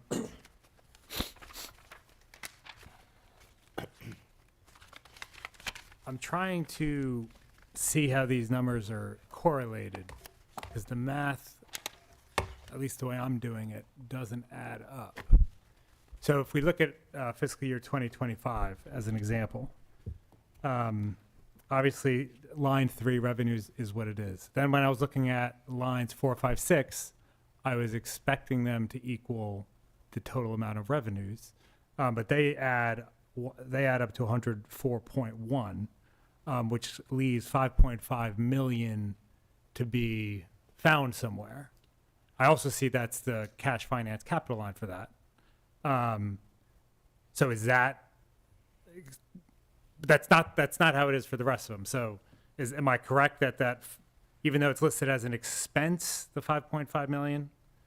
Yeah, so let me explain that. That is absolutely correct. So the 5.5 million is actually an expense, but your question is absolutely right. Where is it really coming from? It's actually coming from line 8, where we are actually withdrawing 5.9 million from the rate stabilization reserve to pay that 5.5 million cash financing of capital expenditure, because the current revenues are not sufficient to pay that. Okay. So then walk me through how the beginning year operating balance is 12.8.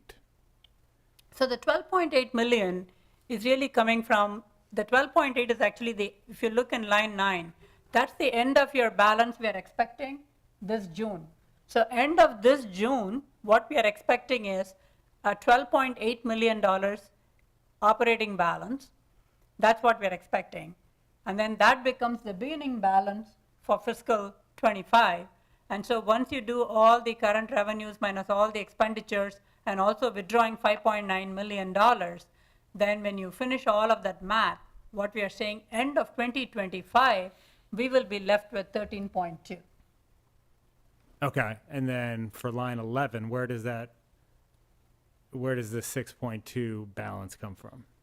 Yeah, so I know that additional math we have not shown here, but really in the beginning of fiscal 24, we have 15.5 in the rate stabilization reserve, and then we withdraw 4.3 million in line 8 from that 15.5, and then that leaves us with about 11.7 million approximately in the rate stabilization reserve.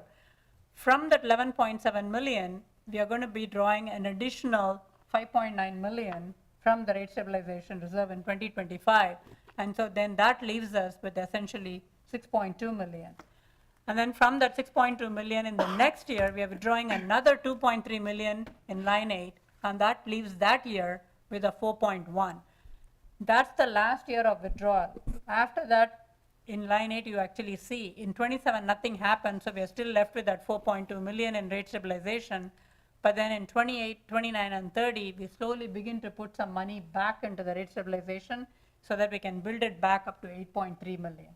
Do you think you could add more of a flow chart to show how these numbers are interconnected? Because that was a lot of jumping around and going in between lines. Yeah, actually, if we, let me look. If we can just go 2 slides before to slide 20. If we can go to slide 20, please. So this is really what happens. We get the revenue under existing rates, which is 96 million.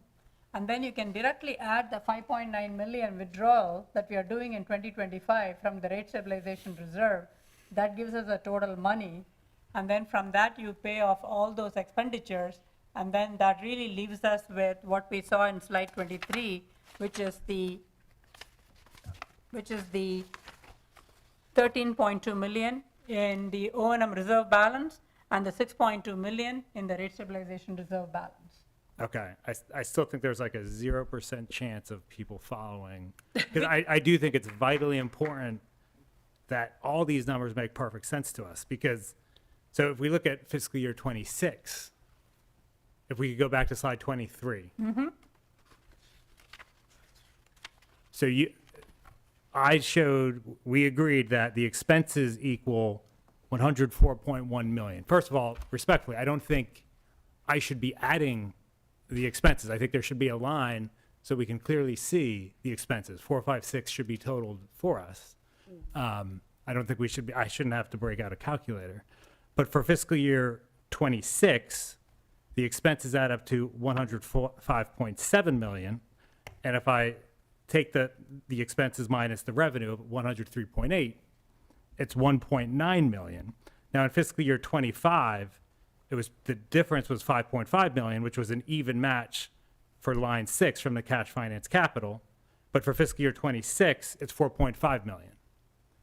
So what we could do, again, in terms of because we didn't want to put too many numbers on the slide, we kept the table a little more short, but we can expand this table to show you clearly more line items which are actually there. That this cash flow is obviously not just these few lines. Okay. We can expand the table to more detailed line items where we can show the total revenue requirements and then all the subtractions. And so we can then show you a much more detailed table, and we can definitely forward that to. Thank you. Yeah, I just want to see how each number is connected, and I Sure. can't make Yep. heads or tails of that. So I would appreciate that. And I have a follow-up to clarify. So under the current projections, again, if they hold up, PRABA, the fund, enterprise fund doesn't break even until fiscal year 2027. And then 2028, 2029, 2030, there was actually finally positive, correct? It's again, just to be very clear, there is still an operating balance. It's just that 2027 is the first year where we are recommending not withdrawing any further money from the rate stabilization reserve. Again, that's only if there is a 9% followed by a 5.5% and a 5% for water sewer, and then the 6%, 6%, and 3.5% for stormwater. If those kinds of increases happens, all else being equal, then we are projecting that that would be the first year when the water sewer fund doesn't have to withdraw from the rate stabilization. And then the following year, with the 3% modest increases, we can actually start putting money back. And a follow-up question. What is needed for us to get, let's see, we're at 66.2 days of reserve. What is needed for us to get to the recommended 100 days? What kind of investment will we be talking about, or maybe federal subsidies to be able to significantly increase to that threshold? Really, in terms of to build a higher O&M reserve more so than the 62 days, one, all else being equal, it's going to require a higher level of rate increases. So, for example, in 27, 28, 29, if we don't reduce it to a 3.5%, And 3%. and that's slide 24, WITN, if you mind. Slide 23. 24? I have it as slide 24.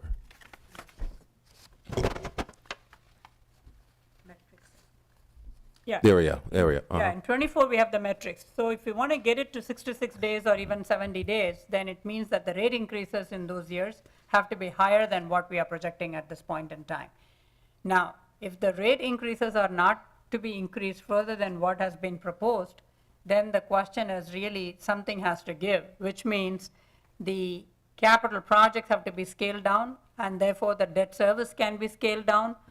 Then that would help, which is not really pragmatic, because given that already the capital program that we are projecting doesn't even contemplate the additional needs in terms of PFAS and lead and copper. So trying to say that we can scale down the capital program is definitely a little bit challenging.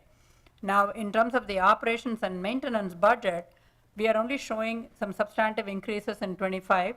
Starting in 26 and 27, we are actually doing very normal levels of inflation.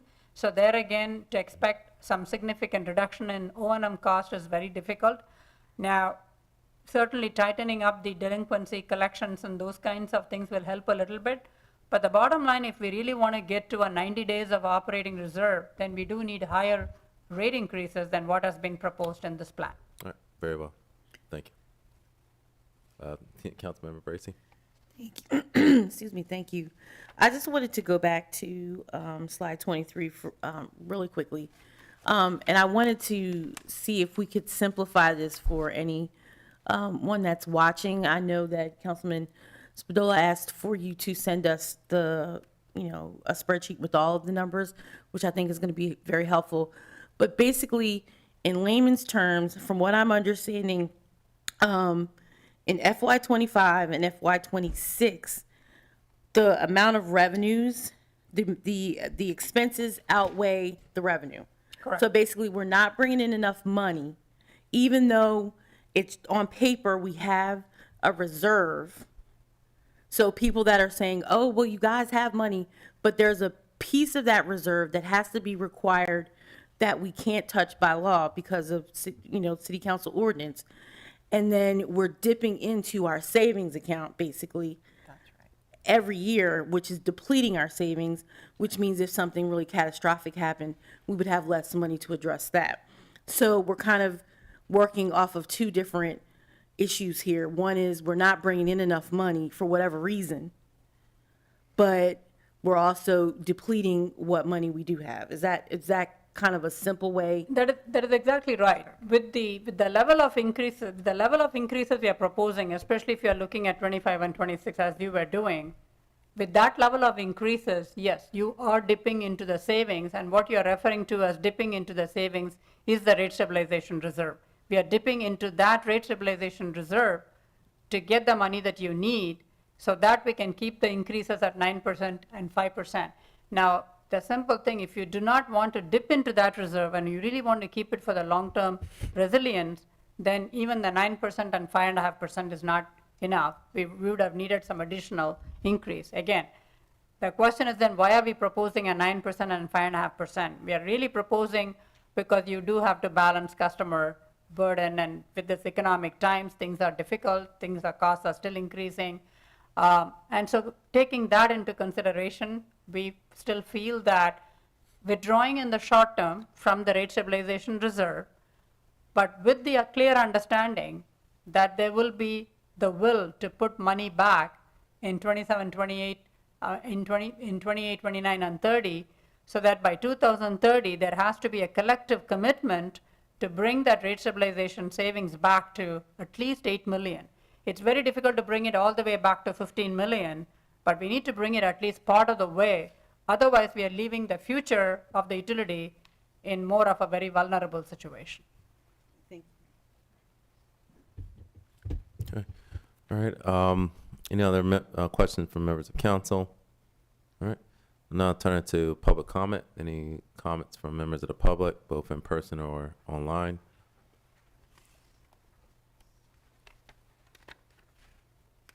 Okay. Floor is yours.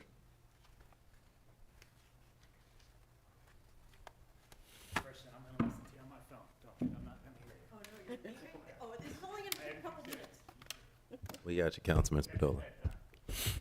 All right. Floor is yours. Council, thanks again for the opportunity to speak. Just a couple of things. Every year we hear a very compelling presentation about how there's a need to raise rates. And so I think there's a couple of things that I hope council will consider. One, are we looking at all the numbers? And I would say that the indirect costs that the city charges to the water sewer fund may or may not be real costs that the city is providing in supportive services. So the city pays the finance department to do its billing as a direct cost, and the city and the water sewer fund pays the audit department direct cost money. But in addition to that, the city takes out of the water sewer fund, I think it was 7 million in 2023. I think it might be up to 9 million. But anyway, it's like between 7 and 9 million to pay other indirect costs that are the department, the economic development department, the city council department, all these different departments. And that's a lot. $7 million is a lot. So if you could save any costs for the water sewer fund, not paying for city expenses that weren't related to the water sewer fund, that might be a great way to avoid raising rates every year. So that's one thing. The second thing is if the city makes a decision, we're not going to do that. We're going to continue to put all these city expenses onto the water sewer fund, you're going to have to raise rates. If you're going to raise rates, 9% is a lot of increase for water bills. And for many people in the city who are living on fixed income, those rates, as they go higher, people cannot afford them.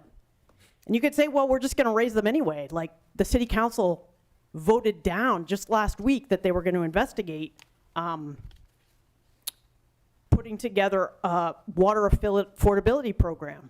But all of your comparisons, like Philadelphia, Baltimore, all of those cities that are on that chart for having higher water rates, they all have water affordability programs.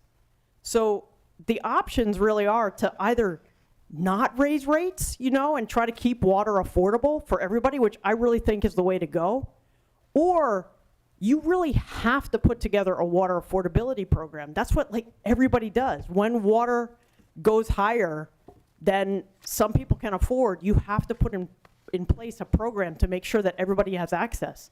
Because otherwise, you're going to continue to have this problem of shutting off water for people, you know, because they can't afford it, or worse, foreclosing on people's homes because they can't afford the water bill. And nobody should be in the position where they lose their home because they can't afford the water bill. So City Council also voted on legislation last week not to change that. And I think City Council really should reconsider putting together a law that the city will not foreclose on homeowners who can't pay the water bill, and also protect vulnerable populations from water shutoffs, like seniors, like children under 5, like the disabled. So thank you very much. Thank you. Next public speaker.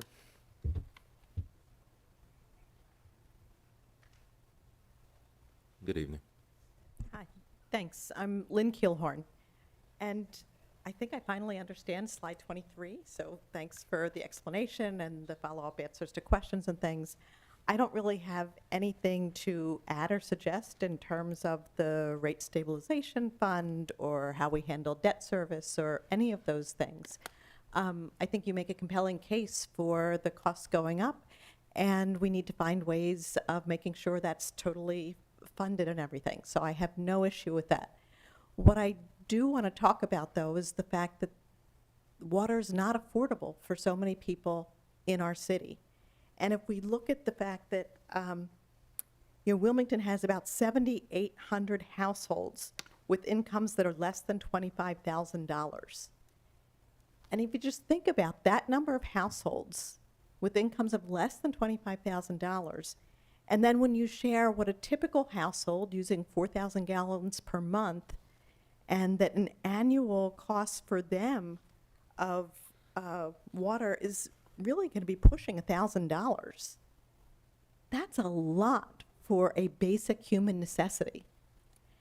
And we don't have to be stuck in, the framework of what and the status quo that we've had all along that requires us to charge a fixed rate to all our customers. We don't have to be stuck in that mindset. The customer assistant programs are a Band-Aid after the fact for those who are really going off the edge. But if we chose a different means of charging for the water and instituted an affordability program like many other cities around the country, we wouldn't have to have so many of these Band-Aids to help people after the fact when they fall so far behind with water debt payments that they just can't make. And it's no wonder they can't make them. We have the numbers. We know we have a large number of families with such low incomes. And this basic necessity is becoming unaffordable. So I hope we can continue to have conversations about putting in place a water affordability program where we charge folks more based on their ability to pay at the lower incomes rather than a fixed rate that applies to everyone equally. I'll just add one more quick thing related to the indirect costs. I hope that is something else we can take another look at. I know the last time the indirect cost model was updated was back in 2013. I hope we can do that again soon. In looking at a recent 5-year period, I think it was 2017 to 2022, the water sewer fund spending within public works grew by just 11% over that 5-year period, while the water sewer fund spending on indirect costs going to other departments grew by 45%. The indirect costs should not be going up by such large amounts and going up so much faster than the other costs. There's just something wrong with that. Can't we take another look at those indirect costs and make sure that, again, at the 20.2% or whatever that it is for our utility, and typically it's 10 to 20. We don't need to be off the charts at that high-end range. Let's bring that back down, please. Thank you. Thank you. Any other public comments? Okay. Seeing none, I will then turn it back to council for any final comments or questions. All right. Saying none, I'll again thank Commissioner Williams and her team that's staying with us the whole night, and especially Black and Beach for continuing to work with us. I know this is an ongoing conversation about water being affordable, rising costs. Certainly I look forward to working with your team to figure out ways we can help those in need. So we appreciate your work so far. And with that, this concludes the budget hearings for this evening. Of course, I would like to thank OMB, Director Greco and his team, Finance Director Taylor, stepping in, unexpectedly coming in. Thank you. As well as WITN for helping us out as always, council staff, and you at home for paying attention and being engaged. Thank you. The next budget hearings slated are this upcoming Wednesday, quick turnaround, April 24th. Now we will begin at 4 p.m., not 4:30, as we have a packed agenda that night. So there'll be a joint meeting with the Community Development and Urban Planning Committee. So the agenda for Wednesday evening is the review of the FOP Lodge Collective Bargaining Agreement, and then followed by a HR Department, Human Resources Department, their budget presentation. Then we're going to go last into another legislative item, ordinance regarding the Gibraltar property. So that's where we are for Wednesday night. So we appreciate everyone tuning in. And at this time, I will, again, please watch us on WITN Channel 22 and watch online, WITN22.org. And our budget information always will be provided on the wilmdebudget.org website. This time, I'll entertain a motion to adjourn. So moved. All right. Is there a second? I will second. The properly moved and seconded. All in favor? Aye. All right. See everyone Wednesday. Thank you. Thank you. We're it.